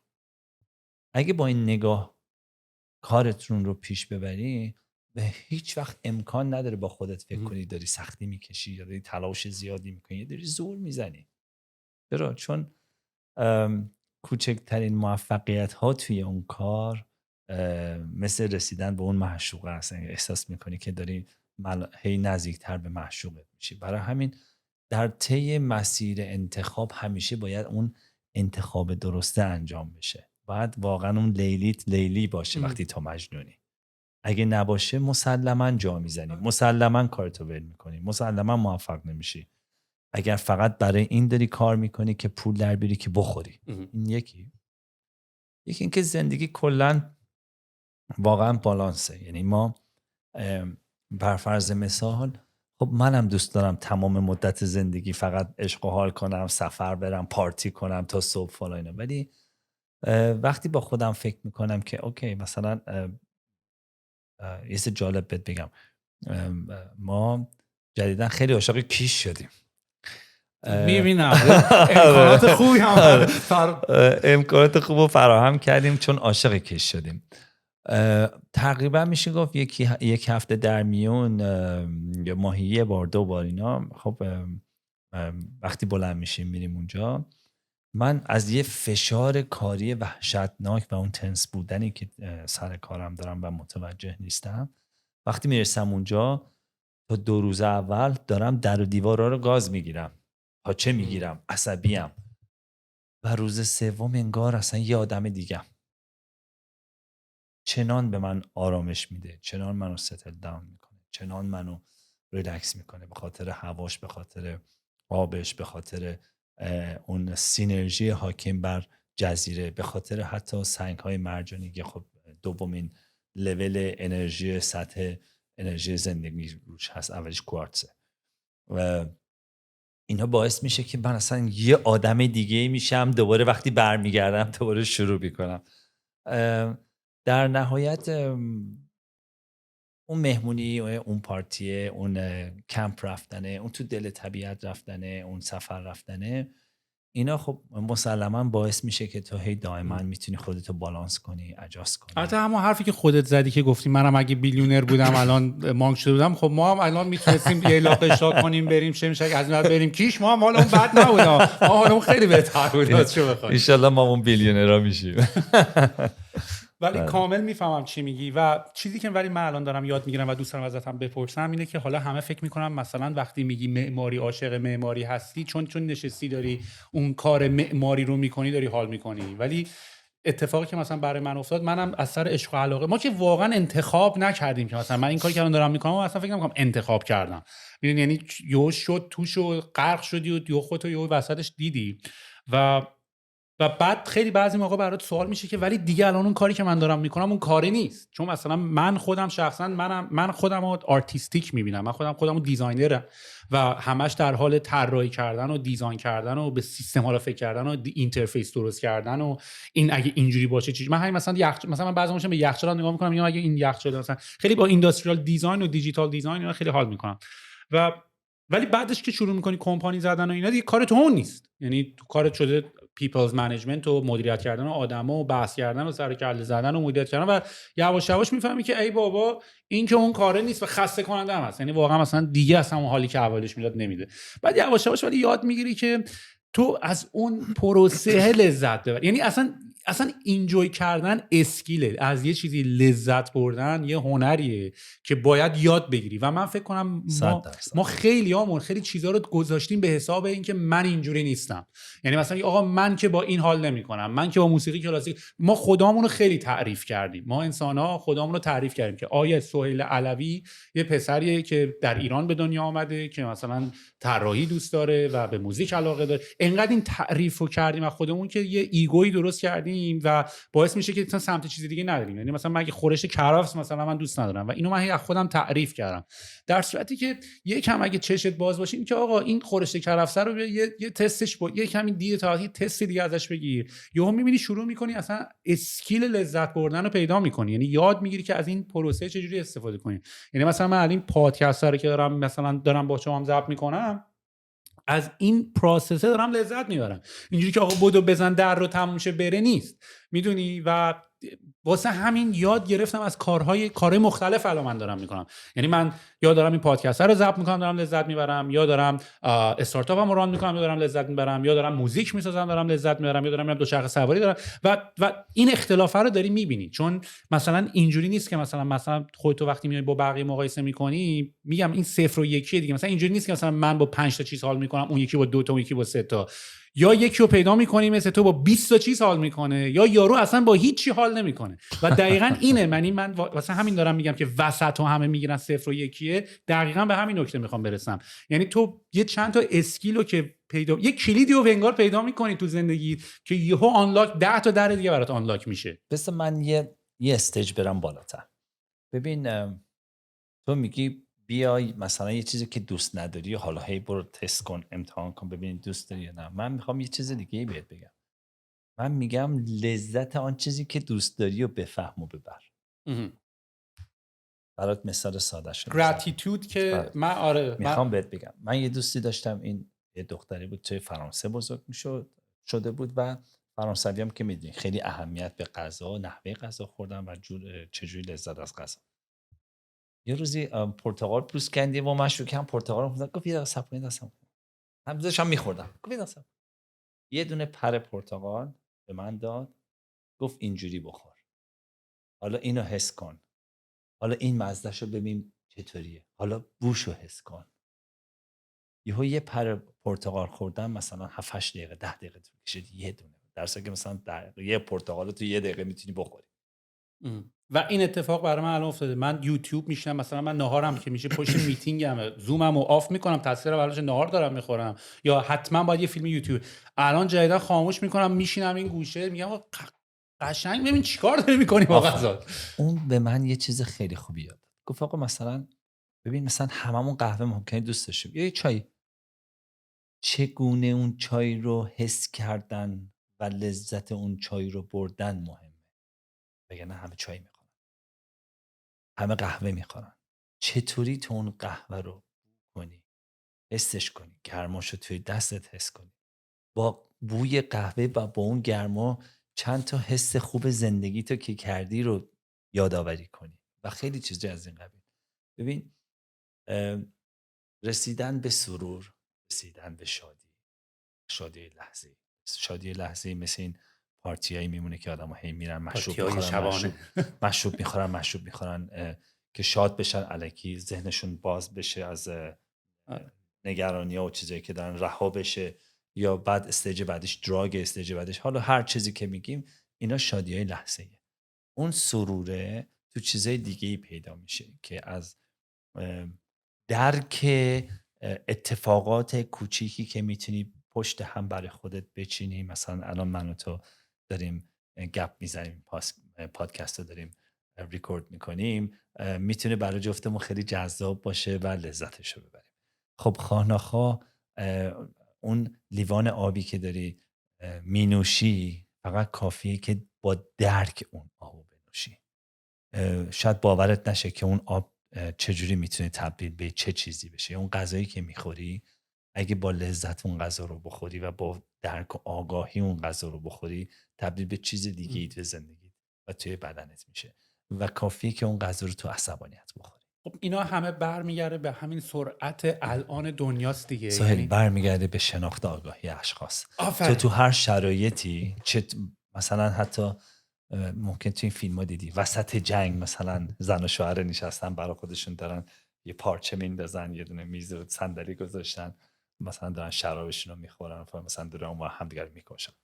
تو میتونید با استرس غذاتو بخوری. خب این ولی همه اینا چیزایی که واقعا باید یاد بگیری. یعنی مثلا همین داستانی که چرا مردم میرن بیرون، چرا مردم که ما خودمون هم هستیم، ما میریم شب پارتی میکنیم و اینا، ولی به قول معروف بعد از یه دوره تجربه که پیدا میکنی میفهمی که من دارم 10 دقیقه خوشی و 20 دقیقه خوشی و 1-2 ساعت خوشی رو به هزینه کل فردام، به هزینه سردرد فردام، به هزینه یه هفته ورزش رفتم و اینم خودمو لاغر کردم و هی فت نخور هی نمیدونم اینا نخور، حالا میری یهو تو یه شب همه این کار رو میکنی. بعد خوشی بدون عمقا. ببین نکتهش اینجاست، یعنی عمق نداره.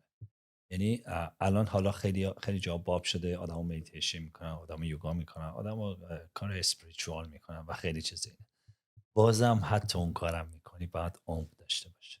خیلی نماز میخونن، عمق نمازشون مهمه. اصلا مهم نیست تو داری چی کار میکنی، یعنی تو میتونی هر چیزی رو با اون عمق و با اون تجربه و با اون آگاهی انجام بدی. وقتی تو این کار رو میکنی مسلم بدون که کوالیتیش برای زندگی فرق میکنه.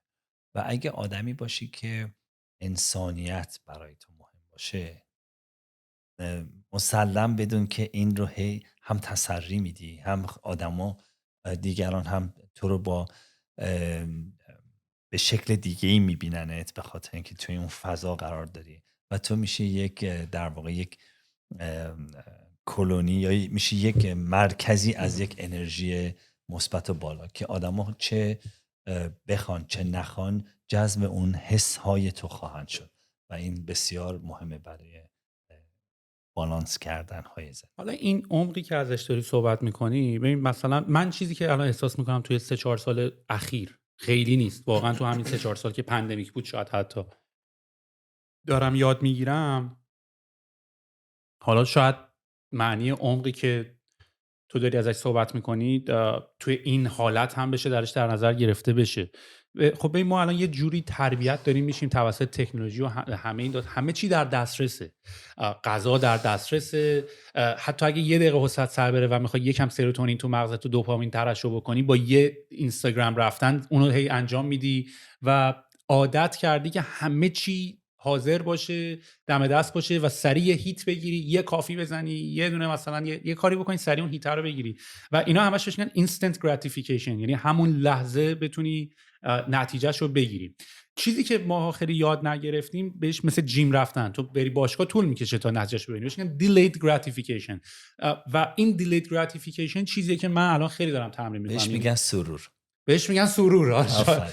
و بهش میگن سرور. حالا اینو برات تعریف میکنم که اصلا سرور چیه.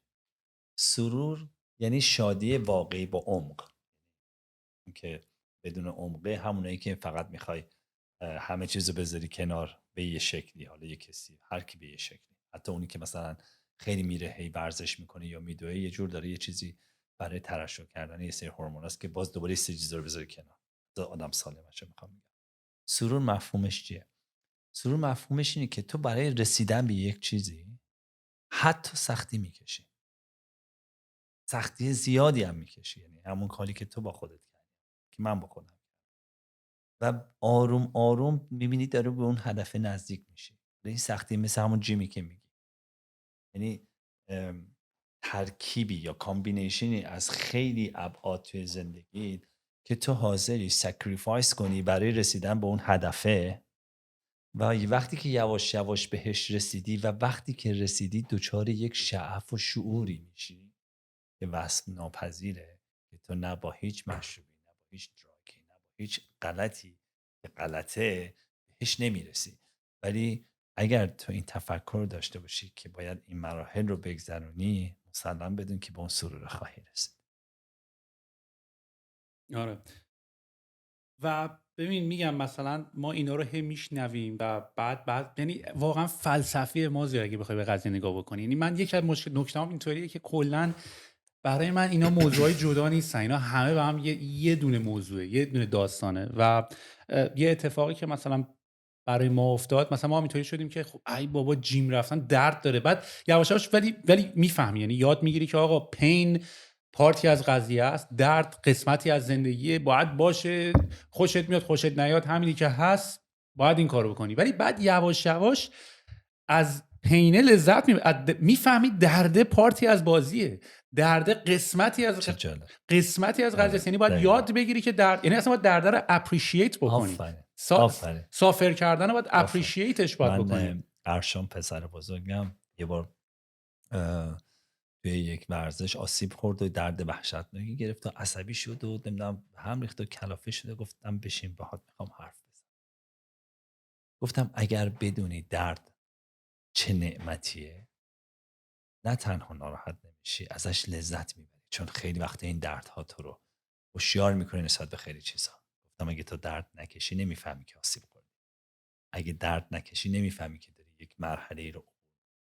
برای همین اون درده نه تنها خیلی جاها بر علیه تو نیست، به نفع توه. برای همین دقیقاً درسته اپریشیت باید بکنیم، ازش باید لذت ببری و باید بپذیریش. در یک کلام یعنی اونجا که تو میری جیم، اونجا که از خودت میگذری، اونجا که پارتی نمی کنی، اونجا که داری تلاش میکنی، اونجا که داری جون میکنی، زحمت میکشی برای اون رسیدن ها، اینه درد داره سایه. مگه ماها بدمون میاد کار نکنیم، اشغال کنیم، صبح تا شب بابا پولدار که نداشتیم، ولی خب اگه داشتیم اگه بدمون میاد که به قول معروف به جای اینکه این همه سختی رو بکشیم. نه بعد اصلا به قول حالا واقعا هم بعضی موقع این داستان این که بچه مایه داره میره اون سمت، بچه غیر مایه داره میره این سمت هم نیست. بچه مایه دارم دادش 1 سال خوشی 2 سال خوشی، بعدش اتفاقا حال این یکی داره میبره، تو حال نمیکنی، اصلا حالی نمیده. میدونی یعنی اینجوری هم نیست که مثلا به خاطر اینکه ما آپشنشو نداشتیم مثلا اون سمتش نرفتیم، اونور اصلا راه غلطیه و غلط و هیچی هم تو دنیا راستش بخوای غلط و درست نیست. اون نتیجهش اینه، اینم نتیجهش اینه. و کلا یه نتیجه دیگه داری میگیری که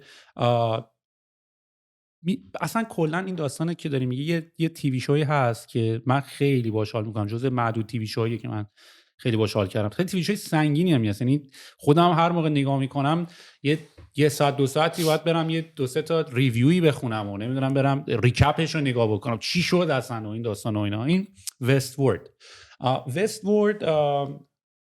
که این داداش کریستوفر نولان که همین فیلم دارک نایت و بتمن رو خیلی کارگردان معروفی، داداش اون نویسندشه و کلا این دوتا نولانا خیلی کاراشون درسته که موسیقی متنش هم همین رامین جوادیه که الان آهنگای خیلی خفن دنیا رو میسازه.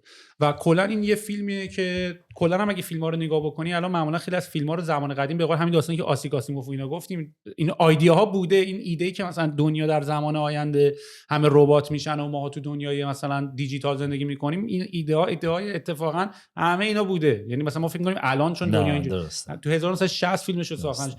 بلید رانر اصلا هم جدیدش که اومده فیلم قدیم بوده. وستفورد همینطور.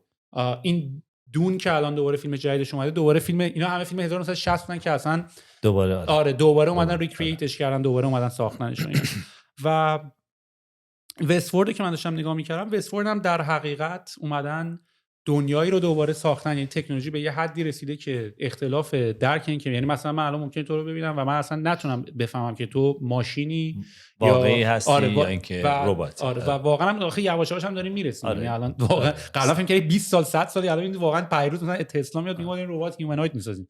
و کل این داستان که یه فیلم خیلی جذابیه، اومدن یه پارکی ساختن به اسم وستورد که آدمایی که معمولی هم مثل آدم انسانن میتونن برن تو این پارکه و تو اون پارکه میرن خودشونو دیگه خالی میکنن دیگه، چون اینا دیگه رباتن دیگه. یعنی هر کثافتکاری یارو دوست داشته باشه تو یه جایی داره میکنه که با انسان میتونی، یارو میاد مثلا با شاتگان همه رو تیربارون میکنه، عشق میکنه، کارهایی که تو نمیتونی تو دنیای واقعی بکنی.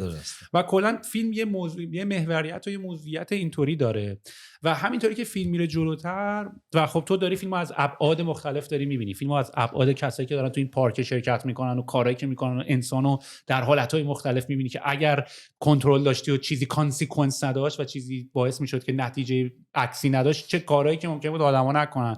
بعد از دید سازنده و کریئتور این رباتای اینو داری بررسی میکنیم و خیلی جالبه. همینطوری که فیلم میره جلوتر، یکی از فیلم به موضوع خیلی مختلفی داره نگاه میکنه این تیوی شو، ولی یکی از موضوعی که داره بهش نگاه میکنه اینه که کی ما میتونیم بگیم بین این ربات و این آدمه فرقی وجود نداره. یعنی تو اگه بخوای یه پیرامیدی درست بکنی که بیای بگی که خب آقا انسان‌ها مثلا کانشسنس داره، مثلا نمیدونم قدرت تفکر داره، احساس داره، تمام اینا رو اگه به ربات بدی، کی این مرز بین انسان و این چیز میشه؟ کی این ربات از حقوق فردی برخوردار خواهد بود؟ چون یه بحث بزرگی که تو دنیای AI و هوش مصنوعی هست که این که آقا اگه این توستره احساس داشت و درد تجربه میکرد، تو میتونستی از برق بکشیش؟ نمیتونستی دیگه، تو اجازه نشی از برق بکشی، همون کاری که مثل کشتن یه انسان میمونه. یکی از بحث کانشسنس اینه که اصلا و این موضوعی که داشتیم راجع به درد صحبت میکردیم، می‌خواستم اینو برسم به آخرین پیلاری که میرسن که یعنی همه چی عین انسان شده، همه چی، یعنی دیگه هیچ چی نیست تو نتونی بگی. تنها و این سازنده هنوز گیر اینه که این هنوز یه جای کار هنوز میلنگه، این هنوز این اون نیست، ولی خیلی یعنی اونه این قشنگ انسانه. آخرین پیلاره سافرینگه که انسان سافر میکنه، از درد میکشه، سافر میکنه. حافظه اگه بچه تو از دست داده باشی تو 10 سال 20 سال بعد داره میزنه و شروع میکنن توی این ورژن‌های خیلی تکنولوژی آخرش شروع میکنن اصلا وقتی که ربات‌ها رو میسازن بک استوری بهش میدن که تو مثلا یه نفری هستی که بچه‌ت مرده و اینا و این داره از این قضیه سافر میکنه که اون زن سیاه‌پوسته آره دخترشو هی یادآوری میشه. دیدی آفرین و واقعا یکی از فیوریت مووی های من، فیوریت فیلم های من اینه و آخرش تو این سیزن آخرش که مثلا داشتی نگاه میکردی، حالا اسپویلر نیست اینا، یعنی مثلا فیلمو که باید دید واقعا، ولی آخرش که میفهمی که اصلا پارکر رو ساختن که بفهمند انسان یعنی چه، یعنی تو با ساخت دوباره تو با تلاش کردن برای اینکه یه چیزی شبیه انسان بسازی داری خودتو میفهمی. برداشت من در واقع تجربه خالق و مخلوقه. یعنی در واقع هنوز من این مثال خیلی دوست دارم، همیشه میگم. کنفوسیوس از خواب بلند میشه، میگه دیشب خواب دیدم پروانم. نمیدونم انسانی هم که خواب دیدم پروانم یا پروانه‌ای هم که فکر میکنم انسانم. یعنی ما هنوز نمیدونیم چی. و این راهش هم داره از این پیدا میکنه، یعنی خالق و مخلوق که داریم میگه با ساختن پارکه داشتن به خودشون میرسن، نه اینکه میخواستن این ربات شبیه انسان. ولی این در یه جایگاه فیلمه، یعنی باز دوباره فیلمه. ما هنوز از هیچ چیزی به قطعیت نمیتونیم میگن تو این جهان هستی، هیچ چیزی رو نمیتونیم به قطعیت نام ببریم. میتونیم؟ نه.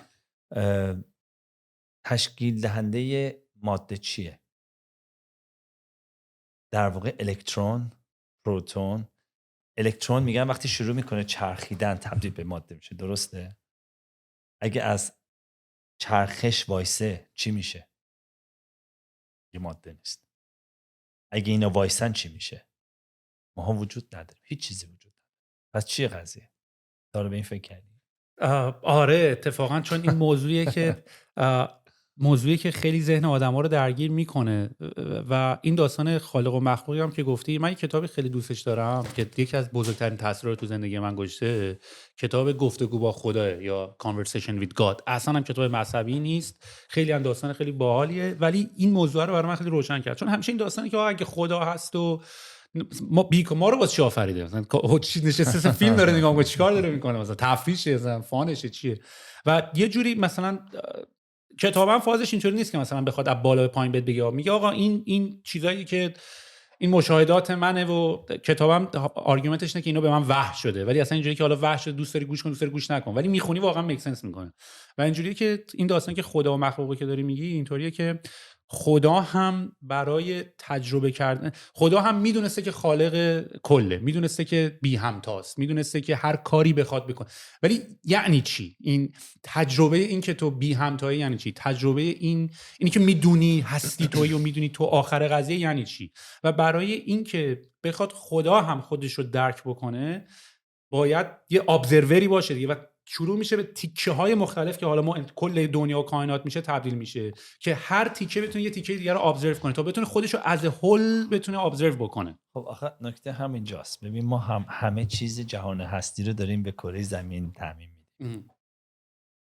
یعنی از کجا معلوم فقط ما چیزی والا الان بحث متاورس هم که داره به وجود میاد اینجوری که پس اینم الان واقعا میتونه کاملا من و تو هم الان میتونیم کاملا دیجیتالی باشیم که هستیم، آخه سیگنال دیگه. دقیقاً میتونیم حالا نمیگیم دیجیتالی، میتونیم این آنچه که فکر میکنیم هستیم نباشیم.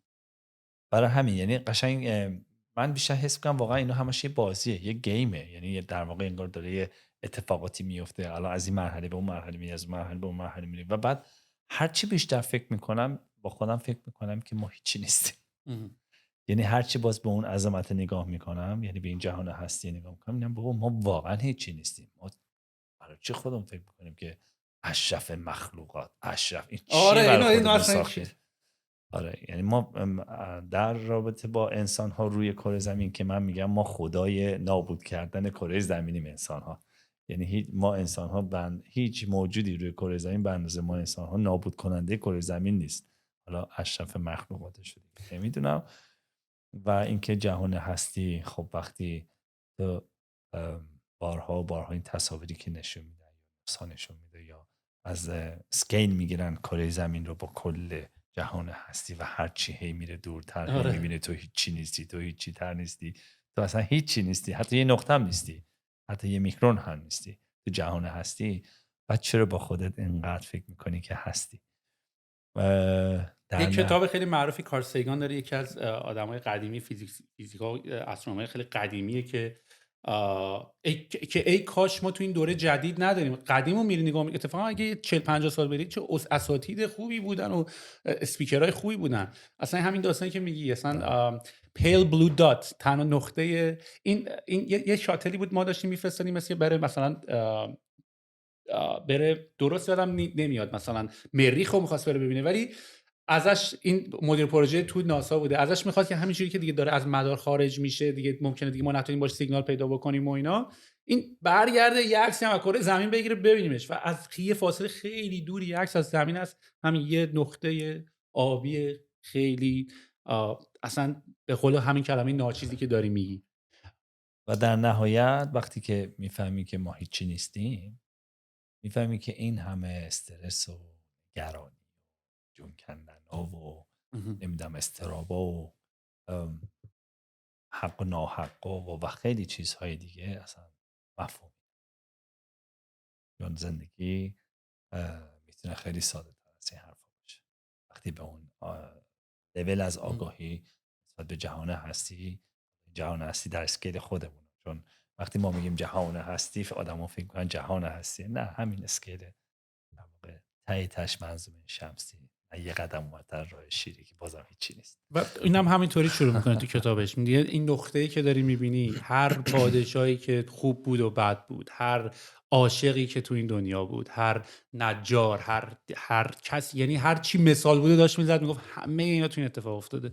و نکته قضیه اصلا به نظرم مازر همینه، یعنی من احساس میکنم به خاطر اینکه ما یه جوری دنیا برامون عادی شده انگار. حالا من شاید الان تنها دارم زندگی میکنم و بیشتر به این موضوع فکر میکنم و این داستانا، ولی معمولا که نگاه میکنی بچه‌ها خیلی به دنیا اومدن و تو خونه هاشون بزرگ شدن و تو کانده هاشون به دنیا اومدن، یه درس رفتن خوندن و الان به یه سنی رسیدن و اینجوری که چه وضع زندگی و چه دنیایی و همه بردن و از دنیا خستن و وضع اقتصادی و نمیدونم اینا، و یادشون رفته که این دنیای به این بزرگ، یعنی منم راستشو بخوای یادش رفته که منم خودم الان دارم با مطالعه و نمیدونم با به واسطه تمام این ویدیوهای خفنی که تو یوتیوب میذارن که با کتاب شیمی و فیزیک و اینا اصلا نمیتونستی بفهمی، ولی الان داری میفهمی که واقعا این کائناتی که عمرش نزدیک 13.8 بیلیون ساله و بیلیون سال خیلی حرفا، یعنی اصلا ما که نمیتونیم درکش بکنیم کلا.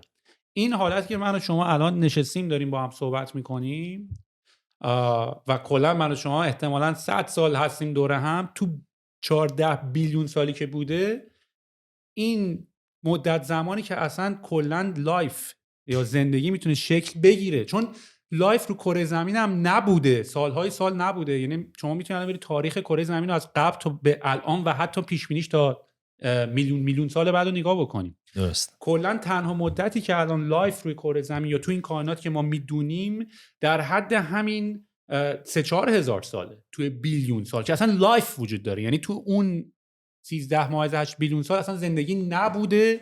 یه دوره ای الان هست، قرارم هست تا میلیون ها سال نباشه، چون میبینی حالا خورشید هم دوباره به وایت دورف تبدیل میشه، دوباره سرد میشه، دوباره یعنی زندگی از بین میره رو کره زمین. درست. و ما چقدر عادی داریم به این قضیه نگاه میکنیم، یعنی ما کلا 100 سال برای اولین بار یه اتفاقاتی افتاده که ما 100 سال هستیم و قرارم باشه دیگه نیستیم و انقدر ساده داریم به قضیه نگاه میکنیم که وای اقتصاد رو نگاه کن برد شدیم حالا بده. خیلی حیفه، خیلی حیفه اینقدر به سادگی به قضیه نگاه کنیم. جالبه بهت بگم که ما خب شرکت مادو در واقع یه بخشی داره که در واقع اون مسئولیت اجتماعیش رو زندگی میکنه. یعنی ما همش فقط به کار کردن و پول در آوردن فکر نکردیم، خیلی وقتا به این فکر کردیم که چطوری میتونیم تأثیر گذاری کنیم توی تغییر زندگی هم نوعان خودمون و خدمت کنیم بهشون. که پروژه در چه صورتی شکل گرفت که فکر کنم با امیرحسین فرزانم یه گپی زدی که اصلا در واقع بنیان گذارش شد و ما خیلی ازش قدردانی کردیم که ما تونستیم توی این فیلد قدمی برداریم. و وقتی ما رفتیم اون کار واقعا متفاوت یا نگرش متفاوت رو برای اون بچه‌های کم بضاعت و بی بضاعت، برای اون بچه‌های سرزمین سیستان بلوچستان اومدیم اون فضای احیای یک زندگی رو توسط معماری با یک نگرشی دیگه خلق کردیم. نمیتونم بهت بگم که وقتی این پروژه شکل گرفت و طراحیاش انجام شد و اون در واقع از ما صحبت مرکز تجاری روز اول بود، ما این مرکز تجاری رو تبدیل کردیم به یه محلی برای زندگی، یک فضایی مثل پاویون، یک فضایی برای زندگی کردن و زیست کردن، در کنارش پول در آوردن و خب خیلی اتفاقات دیگه.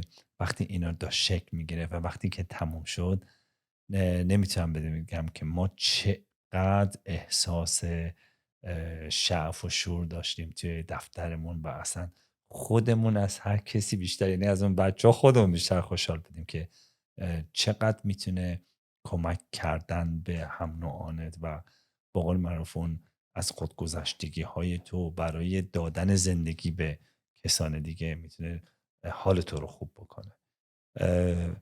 هر چقدر که نگاه میکنی میبینی چیزی نیستی، هر چقدر که با خودت میفهمی که اصلا تمام اون چیزهایی که داری اینقدر میجنگی و اینقدر زور میزنی به خاطرش اصلا اون اهمیتی که نداره و زندگی میتونه توی چیزهای خیلی زیباتری خلاصه بشه، مسلماً وارد حیطه فضاهای دیگه میشی که شاید خیلی اصلا بهش فکر نکنن، که البته خب خیلی هم دارن براش تلاش میکنن. این قسمتی که میگی که خیلی ما ناچیزیم، طوری که من بهش نگاه میکنم اینه که چون یه داستانم که هست اینه که میگن آقا اینقدر فکر نکنین که مثلا ما به این دنیا اومدیم، ما از تو همین دنیا اومدیم. مثلا جمله این که به دنیا اومده جمله غلطی، از این توی این دنیا اومده. واسه همین چون ما خودمون رو داریم همیشه به عنوان یه موجود جدا از این دنیا نگاه میکنیم و من به قضیه بیشتر به عنوان یه شانسی برای مشاهده کردن، یعنی با توجه به تجربه کردن. آره، یعنی اصلا ما انسان ها ماشین های تجربه هستیم، یعنی کلا و این قضیه جذابه. یعنی ما انسان ها ماشین های تجربه هستیم، ما میتونیم ببینیم، میتونیم تیست کنیم، میتونیم مزه رو بچشیم، میتونیم. خیلی رباتیک به آدمو نگاه کردی یا ماشین های تجربه. experience machines. واقعا ما ماشین های تجربه هستیم و دنیا رو ما داریم مشاهده میکنیم. این دنیا داره اتفاق میفته. اگه میتونی ببینیش و نمیتونی نبینیش، داشت اتفاق میافتاد و تو الان این چانس رو پیدا کردی که ببینیش، میدونی. و این به نظر من خیلی جذابه، به نظر من خیلی جذابه. من راستشو بخوای به شکل خیلی عجیب غریب خیلی زیادی از خودم دور شدم. یعنی دیگه سهیل علوی وجود نداره که درد میکشه، خوشحال، ناراحت، سختی میکشه. یه روح سیال آره، و دارم فقط نگاه میکنم و ابزرو میکنم، فقط دارم خودم هم از بیرون دارم نگاه میکنم. بهش میگن مشاهده گر بودن. خب این یه استیج خیلی بالاییه که تو به مشاهده گری برسی. من میگم دیگه الان پادکست دارم بگم بچه‌ها یادداشت کنن. نه ولی و این حرفا هم بزنم میونه کلامت که مثلا اینی که تو میگی یه کاری رو با آدم واقعا داره برای دلش و اینا میکنه، مثلا برای منم همیشه ازم میپرسن که آقا این پادکست که داری میزنی سودش کجاست؟ میدونی اتفاقا ماشینی فکر کردن به نظر من اینه که برای هر کاری دنبال منطق، دنبال دلیل، دنبال مثلا منافع. آره، و اگه یه کاری منطقی نباشه نمیکنی اونو. مثلا اگه یه کاری مثلا اگه این پول توش نباشه نمیکنی. حالا پولم از توش به پاش میرسه، یعنی حالا یواش یواش پا میشی اینم وصلش میکنی، ولی وقتی عاشقشی دوستش داری همیشه پول میاد 100%. ولی خب هنر زندگی کردن از دیدگاه من اینه که تو در جریان زندگی همیشه قوطه‌ور باشی. حالا فکر کنم شما فرنگی ها میگین فلوتینگ. ما خیلی فوا من از کجا میشناسیم؟ میخوام بگم که قوطه‌ور شدن یعنی این که تو باید خودتو به جریان زندگی بسپاری. هر جا که مقاومت کنی آره. آسیب میخوری. تسلیم شی واقعا. واقعا باید به جریان زندگی بسپاری. نه اینکه مفهومش این نیست که تلاش نکنی، دست و پا نزنی، خودتو گاید نکنی و همینطور بگی خب حالا هر چی شد. نه، این یه سری آدم هستن که آقا قسمتمون نبود، آقا اصلا نه، اینا رو باور ندارم. ولی باید بپذیری. مثلا به من گفتی من تا این مرحله زحمت کشیدم و من مثلا با اطمینان خاطر با خودم گفتم این هدف رو زدم و سوار هواپیما شدم و اومدم و فهمیدم که اینطوری نشد. خب میتونستی وارد یه استیج منفی بشی توی زندگی، بری توی فضای دیگه و یه ساحل ناموفق، ناامید، مستحصل بشی و میتونستی بگی که اگه من یه بار تونستم به اون جایگاه برسم پس بارها میتونم به اون جایگاه برسم. و در عین فلوت بودن یا در عین اون شناوری در زندگی یه حرف خیلی قشنگ زدی و اون مشاهده‌گر بودن. مشاهده‌گر بودن از نظر من جز استیج های خیلی بالای آگاهیه که تو بتونی مشاهده‌گر بشی. یعنی اونجا که گفتم دوباره فکر کن، دائما داره بهت میگه هی باید بیای از این فضا بیرون و مشاهده‌گر بشی. و وقتی که مشاهده‌گر شدی میفهمی که کجا داری اشتباه میکنی، کجا میتونی ساده زیستی کنی. ساده زیستی مفهومش نیست که لذت نبری، مفهومش نیست که قشنگ نپوشی، مفهومش نیست که قشنگ نخوری و سفر خوب نری. مفهومش اینه که اینها دیگه برای تو ابزاری برای پوز دادن یا ابزاری برای شو دادن نباشه، ابزاری برای لذت بردن از و ادامه مسیرت باشه. و خب این دوتا کتگوری متفاوتیه. اگه آدم یه کاری میکنن که برن عکس بگیرن بذارن تو اینستاگرام، با اینکه آدم میان یه کاری بکنن که لذت اون کار رو ببرن که حالشون خوب باشه، دوتا چیز معموله متفاوتیه. برای همین وقتی تو این کار رو میکنی اون مسیر زیباتری رو داری طی میکنی برای ادامه زندگی تا اینکه بخوای هی خودتو به در دیوار بزنی. من فکر کنم به صورت پیش‌فرضم همینجور هست. یعنی وقتی بچه که به دنیا میاد برای هممون اتفاق افتاده، همیشه هم همه پیرا و خردمندا سعی میکنن از همون اول بگن اینو. یعنی مثلا بچه که هستی واقعا در تلاشی که دنیا رو عوض بکنی تا بعد میفهمی که دنیا تو رو عوض میکنه. من فکر کنم این همون داستان تسلیم است یا همون داستان اینه که یاد میگیری. یعنی بای دیفالت به صورت پیش‌فرض وقتی به دنیا میای اول واقعا دوست داری، فکر می‌کنی خودتو جدا از همه چی می‌بینی تا اینقدر دست و پا میزنی تا میفهمی که تو هم خودت پارتی از قضیه هستی. من که اسفندی هم و ماهی کلا به جهت آبم دارم میرم، لیزم میخوری. ریزم میخورم. آفرین، دقیقاً. خیلی عالیه. آره. مازر، حالا الان برگشتی، یعنی میخوای بیای الان اینجا داری ویزیت میکنی یا اومدی بمونی دیگه؟ نه دیگه، ما خب 2 ساله که شرکتمون اینجا ثبت کردیم ولی دیگه اومدیم که دیگه با قول میدونی چرا معروف ازت دارم اینو میپرسم؟ به خاطر اینکه تو این پادکسته ما انقدر راجع به این داستان رفت و اومدن و اینا صحبت کردیم که یه سریا دیگه مثلا حالا مثلا کسایی که دارن گوش میکنن احتمالاً تو رنج سنی مثلا 30 سالن و اینا یا حتی 20 سال و خیلی ها مثلا اینطوریه که یه جورایی اینجوریه که آقا ما دیگه شما بچه بودین رفتین و شما جوان بودین و رفتین و ما دیگه الان اینجا ازدواج کردیم و بچه داریم و نمیدونم کار داریم و شرکت داریم و یه جورایی دیگه خودشونو خیلی مستثنا میبینن از این قضیه‌ای که میتونن تکونی بخورن یا یه سری کار گنده‌ای بکنن یا مثلا بخوان یه حرکتی بکنن. خودشونو خیلی دیگه جا افتاده میبینن و فیکس میبینن و یه مقداری سختشونه شاید به اصطلاح. و الان ولی یه نمونه‌ای مثل تو داریم که الان در سن 50 سالگی داری همچین کاری دو تا بچه هم سن من آلموست داری و کاملا هم ایران جا افتادی و قشنگ هم برای خودت یه لایف استایل خیلی خوب ساختی و در اقصا نقاط ایران هم برای خودت یه بیسی زدی و دیگه به قول معروف میگن آقا دیگه بشین از الان به بعد لذتشو ببر دیگه. درسته. حالا چرا داری پا میشی بیای اینجا و آیا برات سخت نیست و چی جوری میخوای این ترانسفورمیشن رو انجام بدی؟ بیزنس رو چیکار میکنی؟ ببین سخت بودن که مسائل خودشو داره، خیلی هم جدی داره. بعضی وقتا میگم استرس میگیرم، واقعا میگیرم. ولی یه چیزی که من دائما بهش فکر میکنم، اصطلاحاً میگن این که از اون فضای امن ذهنت خارج شو. هر موقع تو با خودت فکر کردی که همه چیز ستل داون و تو خیلی همه چیز خوبه، اینا دقیقا نقطه مرگت. میگم کتاب رو بخونیم برام چون این کتاب رو خوندم اصلا ذهنیت های من همش دوباره به هم ریخت و دوباره از اول دارم شروع میکنم خیلی چیزا رو. میگه هر موقع به یک آرامش رسیدی و با خودت فکر کردی خب همه چیز عالیه، ما موجیم که آدم ما مثلا، ولی بیشتر داریم میگه که اونجا بترسید، نگران شین، something is wrong. یعنی باید نگاه کنی ببینی چرا به اینقدر مگه زندگی آرامش نداره؟ داره تو اونجایی نمیگیم که اصلا هیچ مفهومی به نام این که دیگه خب دیگه تموم شد دیگه ما وایسیم دیگه مثلا ستل داون شدیم این شدیم اون شدیم، اینا نداره. سریع بیاد بیا عقب ببینید کجاش ایراد داره، باید مواظب باشی، یعنی یه زنگی باید تو ذهنت برات بزنه.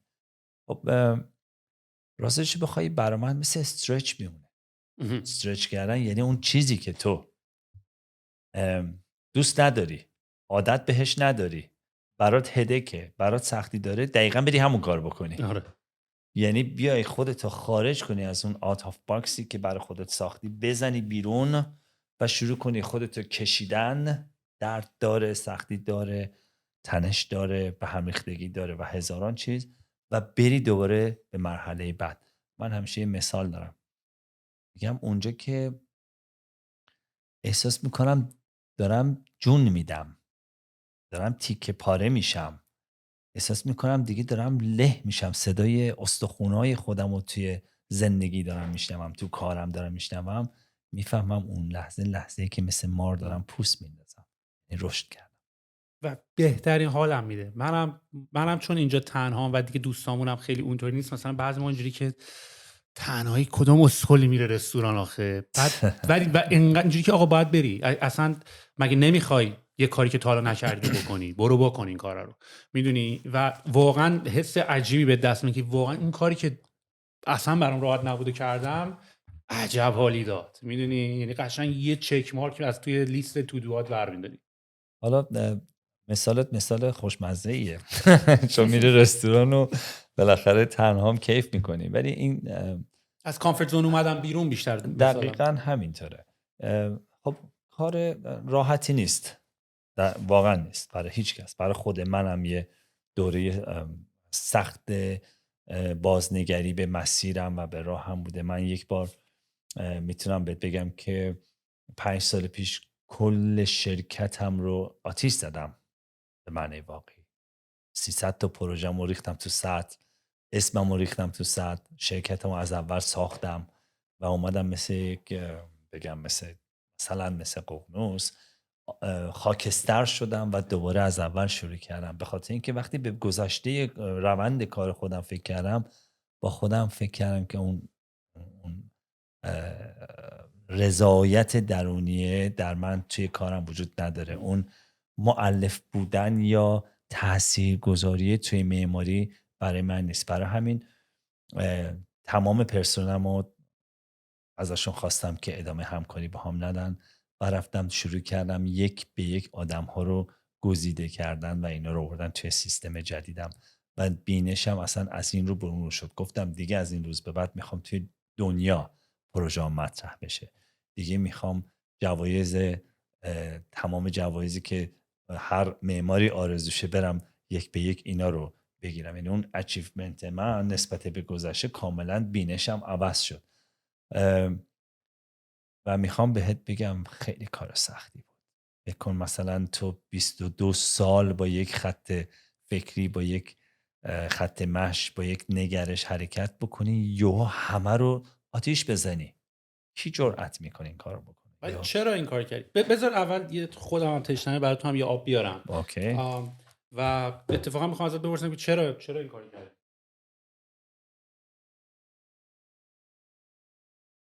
مرسی.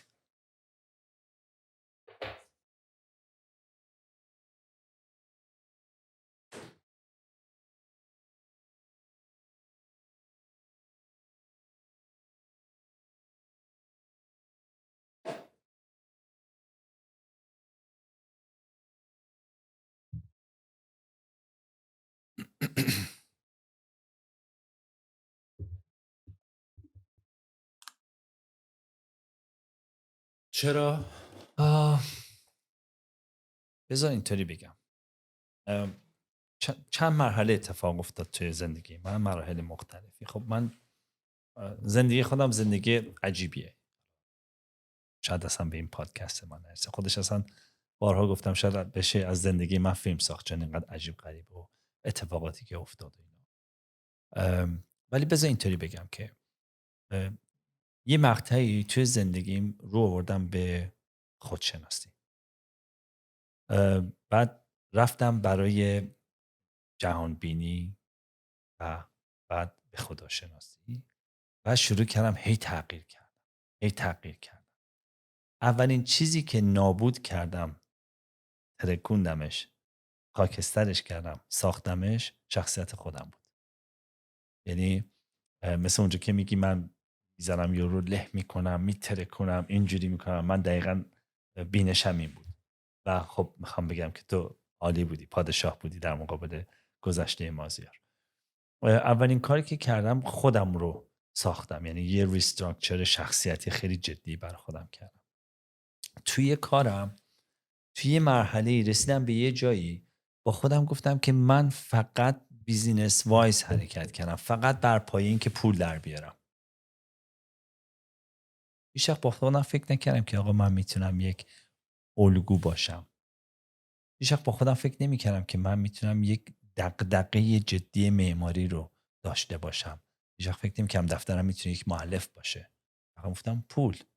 هر کی میومد با هر کاراکتری، با هر شخصیتی رازیش می‌کردم، پروژه‌ش رو انجام میدادم، پولمو میگرفتم. بقیه‌اش برام مهم این نبود. اتفاق به قسمتی از زندگیت برمیگرده که مثلا بعد از بچه دار شدن این اتفاق برات افتاد یا نه لزوما.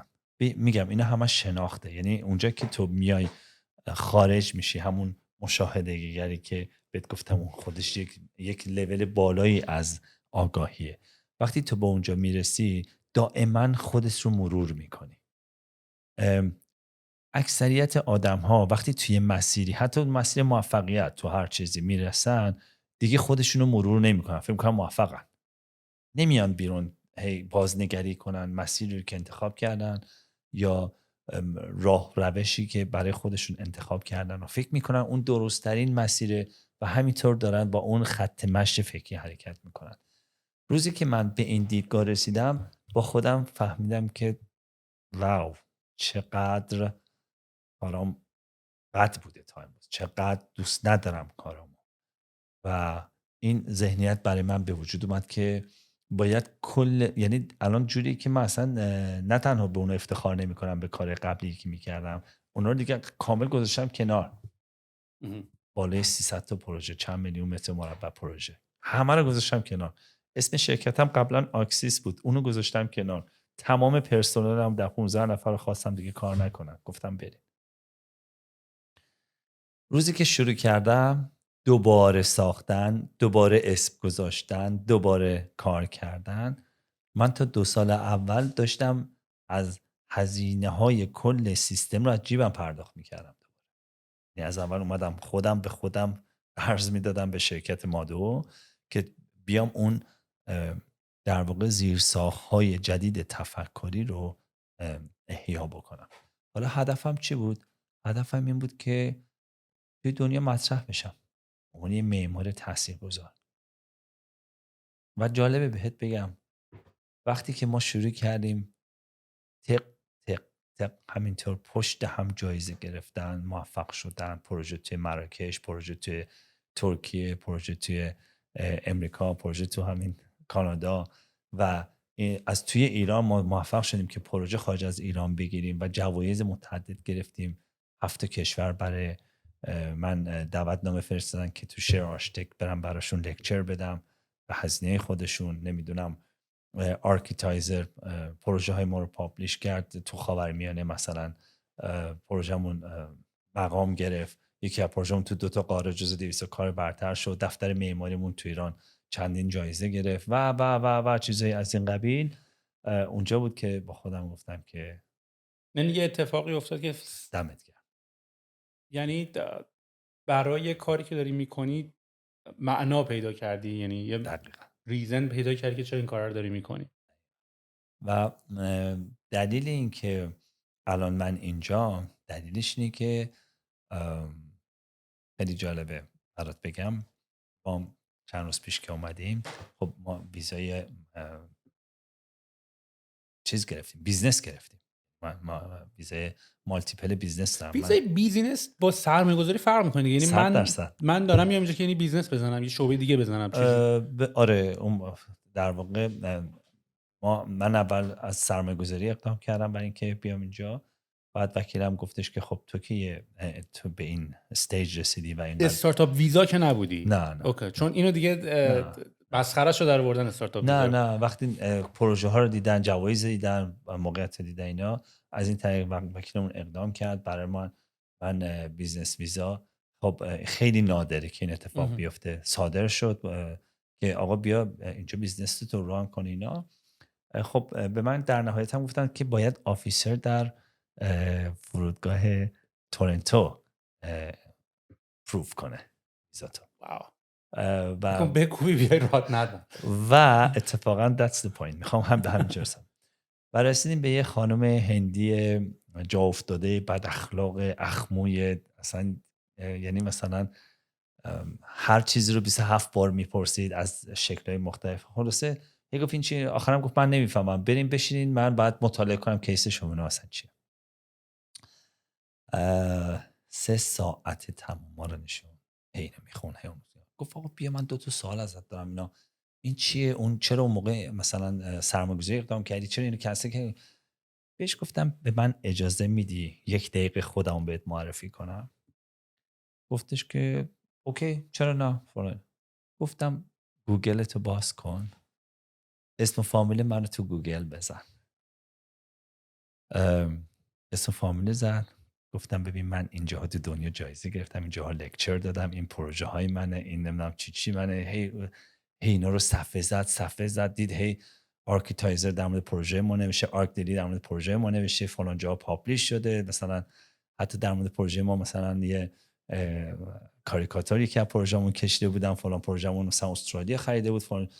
وقتی که اینا رو دید یهو من اینطوری که هی پروژه که هی من اینطوری که گفت چرا وقت ما داری میگی؟ نه گفت تو چرا اصلا اقدام نکردی اینجا پی آر بگیری؟ تو چرا ویزای بیزنس گرفتی؟ تو اصلا این کیس تو ول کن، من الان به تو ویزا رو میدم، برو تو، ولی برو دنبال کیس اقامتی اینجوری که اونجوری که اون دیگه داشت به من ادوایز میداد که من دیگه مرده بودم خنده. اولش اخبو بعد که کارا رو دید و بعد دید خب بابا مثلا خب یه دفتری که اینقدر جون کنده از توی جزیره، چون ایران یه جزیره است، یه یک روستاست، بگم یک دهاته، بگم نمیدونم چی بگم، که ما هیچ کامیونیکیشنی با هیچ جای دنیا نمیتونیم داشته باشیم به هیچ شکلی. من با چنگ و دندون تونستم پروژه خارج از ایران بگیرم. و روزی که من رفتم توی یکی از بزرگترین سمینارهای موفقیت توی ایران لکچر دادم، حالا من به عنوان کوچکترین عضو اونجا، یعنی قولهای اونجا عضو بودن که صحبت میکردن که کلا 10 نفر 15 نفر بیشتر نبودن. حالا رفتم گفتم که من تنها افتخاری که میتونم بگم دارم اینه که من تخصصمو صادر کردم. شما نفت صادر کردی، شما خوشبار صادر کردی، شما نمیدونم چیزی، من فقط تخصصمو و صادر کردن تخصصت به خارج از ایران کار راحتی نیست، مخصوصا اگه استارتاپی نباشی. نه واقعا هم نیست و واقعا هم دمت گرم. حالا چرا به خاطر بچه‌هات داری جابجا میشی؟ به خاطر البته سوالش خیلی شخصی ها، دوست داری جواب نده، ولی 2 تا دلیل اصلی داره. دلیل اصلیش واقعا 50%ش بچه‌ها. چون راستش بخوای من تا چند وقت پیش به قطعیت میگفتم ایران، صادقانه فقط ایران.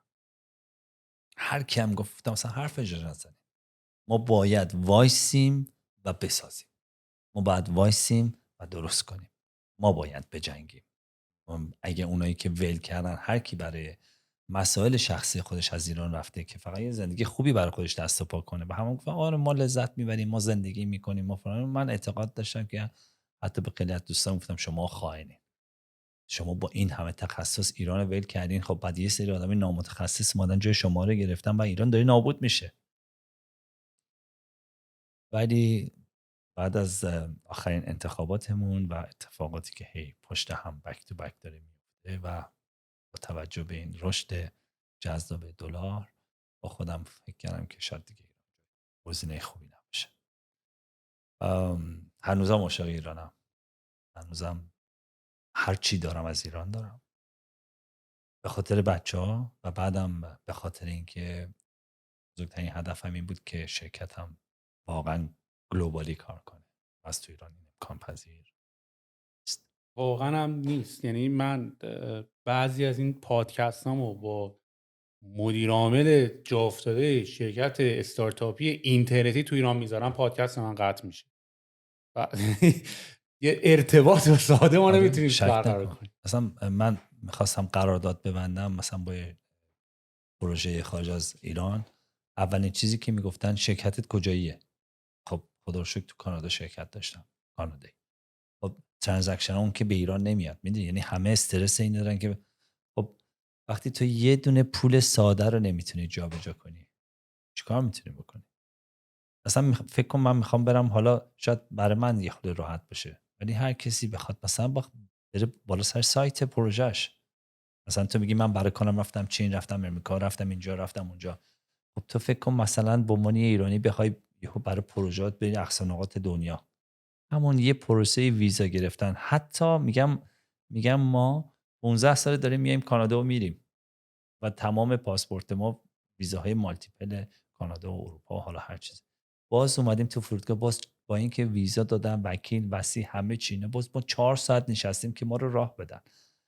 یعنی یه جوری شده که آدم هی با خودش فکر میکنه این هویت ایرانیه کجاش ایراد داره، یا چه چیزی باعث میشه که ما این تصمیم‌ها رو بگیریم برخلاف آنچه که واقعا ادعا میکنیم که عاشق ایرانیم و باید در نهایت هم تلاش کنیم. ولی خب فعلا تو این مرحله اینجاییم، در خدمت شما. خب اگه دلار داره گرون میشه بیا اینجا که سخت‌تره اگر درآمدت از ایرانه. خب قرار نیست اینطوری باشه. قراره خب که اینجا کار کنیم. خب این هم سوال قشنگی برای یه کسی که الان حالا تازه که اولین بار نیست اومدی کانادا، ولی خب تازه داری موو میکنی، ترانزیشنت فکر میکنی چطوری خواهد بود از اینکه بخوای دوباره اینجا از اول ستاپ بکنی، دوباره همون از اول، یعنی تو سن به قول همون حرفی داشتی میزدی، یعنی این هم کار پایانی در این بازی نیست، یعنی همش شاید شروع کرد. درسته. ببین راستش بخوای وقتی من یه کاری رو شروع میکنم و خیلی استرچ داره و واقعا احساس میکنم که میتونم جر بخورم، اینطوری به عنوان خیلی عامیانش، به تنها چیزی که فکر نمی کنم بدی ها مشکلاتشه، چون اون موقع دیگه نمیتونم به چیزای بهتری متمرکز بشم برای مسیرم. اکسایتینگ هم حتی میتونه باشه. اون مسائل رو میذارم کنار پشت در، میگم پشت در باشیم، میدونم سراغم میایید ولی حداقل تو مغزم نیایید. یعنی تو مسیری که دارم برای اون هدف گذاریم حرکت میکنم، میرم که چیزی به عنوان نشد و نمیتونم و استرس های این از این قبیل چیزی رو سوار بر ذهن خودم نمی کنم، فقط به بخش های مثبتش نگاه میکنم با احتساب به این که میدونم اونها هم وجود داره و به زمانش بعد اونها رو هم بپذیرم، ولی وارد مسیرم نمی کنم چون سنگین میشم، نمیتونم با اون سرعت که میخوام حرکت. من یه حسودی هم به اسم شرکتت میشم، مازر دولت آبادی، چون من فرست نیم لاست نیم هر کاری میکنم به هم نمیخوره، چون جفتش با حرف صدا داره. یعنی سهیل علوی فامیلیت اگه با حرف صدا دار شروع بشه هیچ کاری باش نمیتونی بکنی. اسمت بذار السو. اصلا یه اس ای سو، مثلا اس ای که خب سک نمیشه مثلا، ولی مثلا مادو قشنگ هم ام و ای هم دولت آبادی با دی با ساکن شروع میشه، بعد مادو هم قشنگ 4 حرف مشتی هم هست، لوگوتون هم خیلی باحاله. لسته. چند وقت پیش ما یه پروفسورای جامعه شناسی جز مشاوره شرکتمونه که 7 سال توی دانشگاه توکیو کورس داشته، آدم نخبه‌ایه. اولین چیزی که به من گفت میدونی اسم شرکتت به زبان ژاپنی چیه؟ گفتم نه.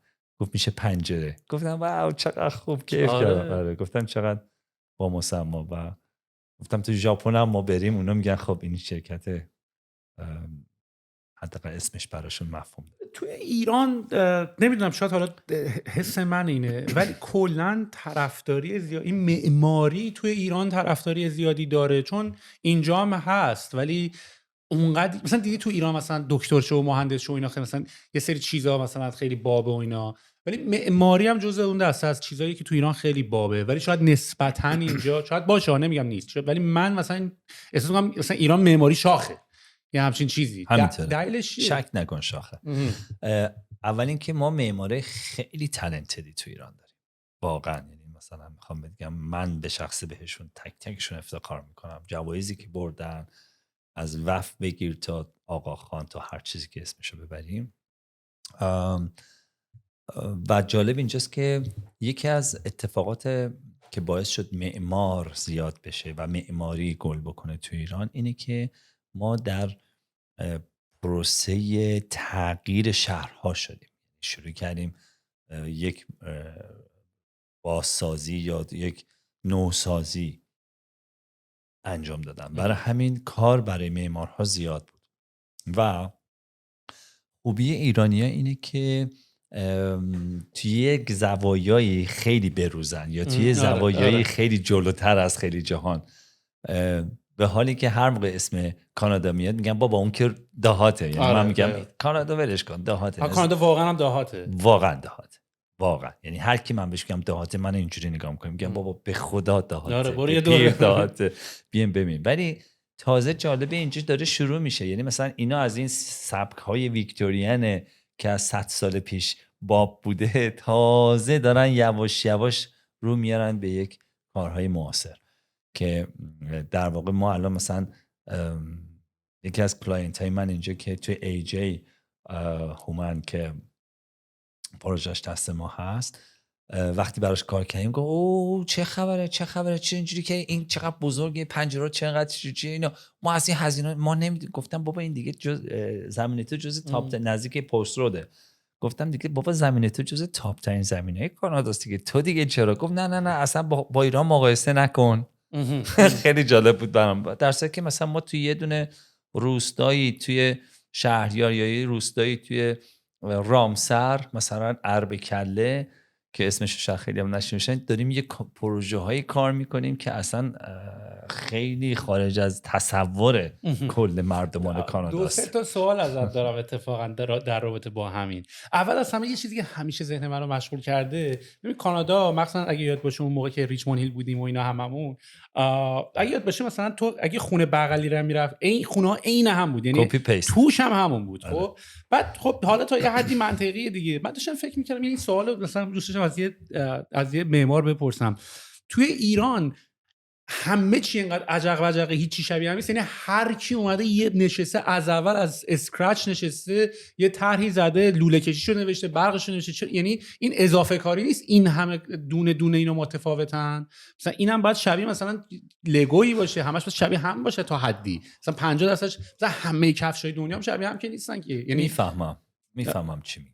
یعنی میگه همه کفشا متفاوت نیستن. آره یعنی مثلا نصفشون عین همن، ولی چرا همه توی کاتگوری هم بالاخره چند تاشون هست. اوکی میفهمم. ولی ببین اول ایرادی که میشه توی ایران گرفت به در واقع اون نگاه شهریه، نه به دفاتر معماری. نگاه شهری یا اون مستر پلان یا اون طرح جامعه‌ای که باید حاکم بر شهر باشه کاملا اشتباهه.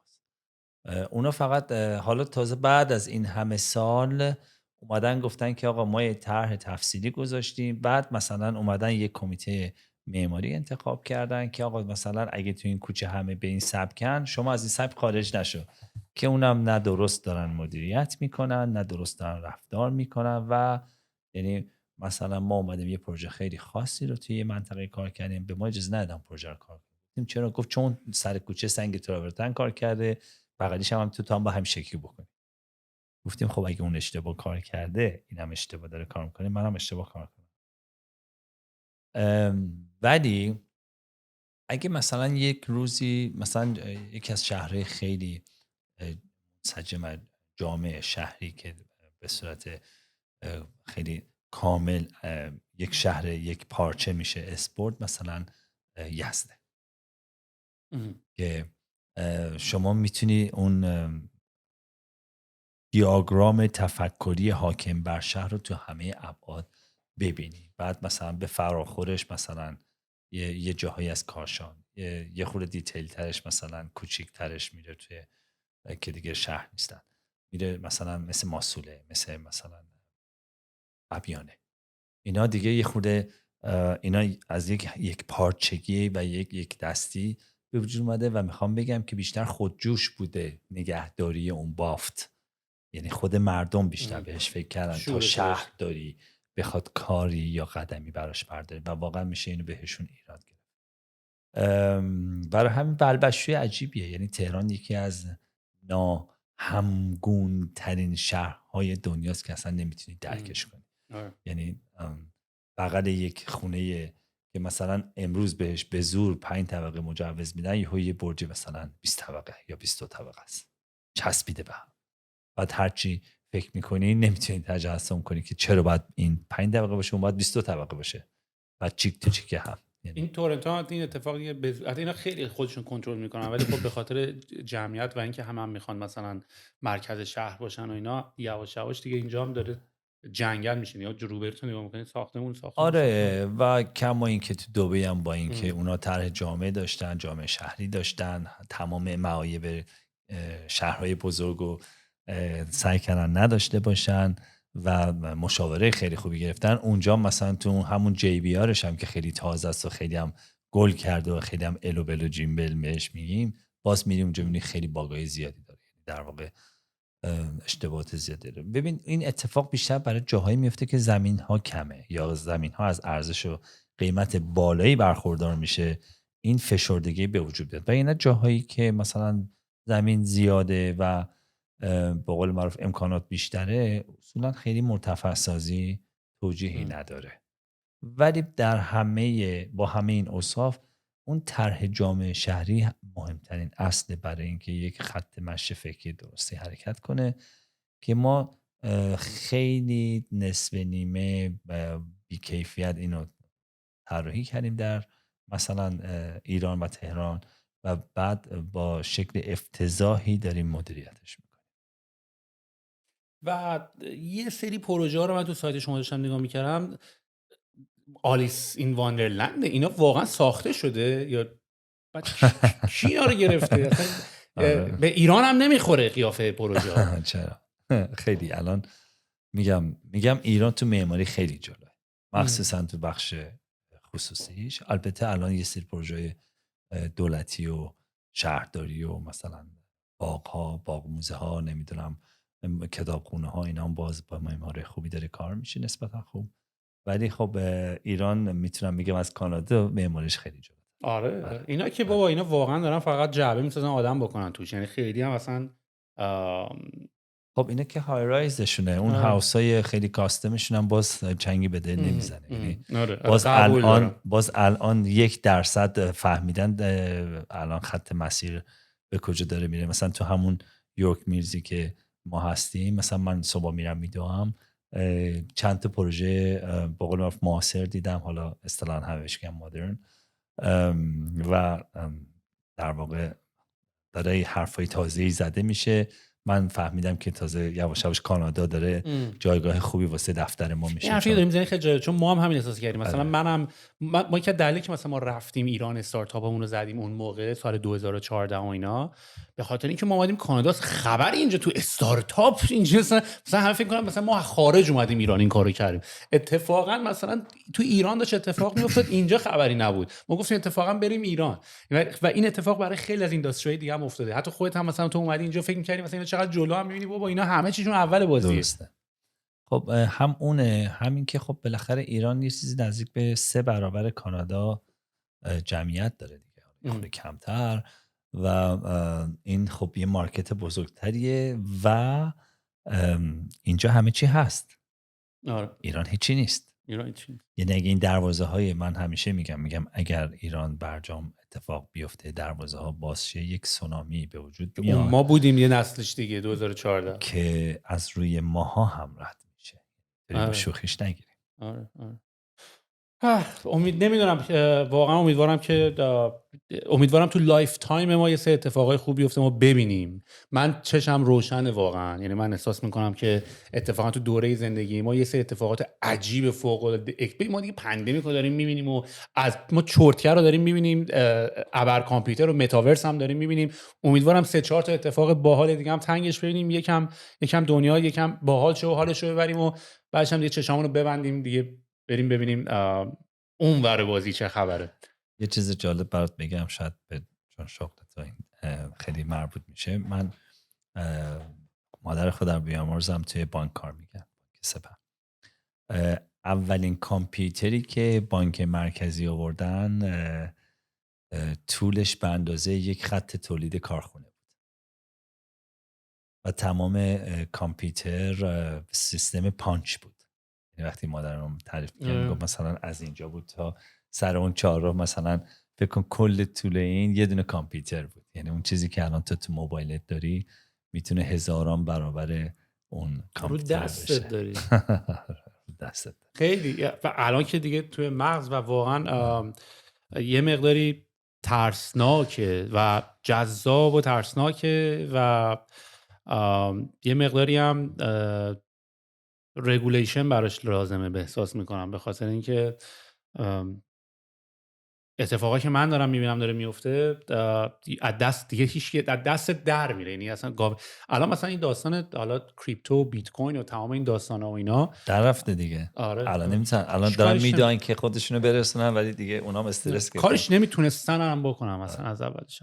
ولی خب حقشونه دیگه، چون اومدن همه چیزو مونوپول خودشون کردن. در واقع میشه گفت بخش خصوصی اومده این قدرت به این عظمت رو داره از دولت ها میگیره. این خودش نکته میتونه مثبتی باشه. عالی. مازر خیلی به تورنتو خوش اومدی، امیدوارم که اینجا بمونی. ما که خیلی خوشحالیم واقعا اومدین، یعنی آره احساس میکنم دوباره داره خیلی ما اینجا تنها شده بودیم به خود دیگه، اصلا اون چیزا نبود. میدونی اون یه مهمونی شب و همه دور هم جمع شد دوستاتو ببینی و مثلا میدونی راش میندازی. آره یعنی من خیلی خوشحالم دارین میاین و اینا، بچه‌ها رو همه رو میبینیم و گیرچام که داره میاد. آره و همه اینجا اگه جمع بشیم دوباره، من یکی از دلایل سرمایه‌گذاری من در تورنتو اینه که این میشه تهران دوباره، میدونی، یعنی دوباره همه میان، حداقل همیشه شعبه اینجا خواهند زد و حتی بود، یعنی 7-8 سال پیش ما هممون اینجا بودیم. یعنی یه چیزی که احساس من دارم میکنم اینه که الان ولی اونطوری نیست. من یادمه ما اینجا یه جا می‌خواستیم بیرون 10 تا ماشین بعد پشت هم میرفتیم، میدونی، ولی الان همه برگشتن ایران بعد از یه بحران زمانی که واقعا هم خب حق میدم. یعنی ایران به هر حال اینجا اگه کاری نداشته باشی، یعنی برنامه نداشته باشی، برای یه کاری نیومده باشی، اینجا برد میشی و سر میره، خبری هم نیست، کاری هم نیست بکنی. اینجا فقط کسایی موندن که یارو دنبال یه چیزی بوده، هنوزم داره میدوه براش، ولی اینجا بیای سری برد میشه و سر میره. کاملا درست. حالا انشالله ما هم جا بیافتیم و بتونیم یه خورده هم اینجا به قول معروف معماری بازیامون اینجا انجام بدیم و اتفاقای خوبی. پادکست پس 1 2 3 4 5 6 تایی داریم با ان شاء الله 7 8 10 تا. دمت گرم مازیار، خیلی حال کردم. مرسی با صحبت کردن. فدات بشم.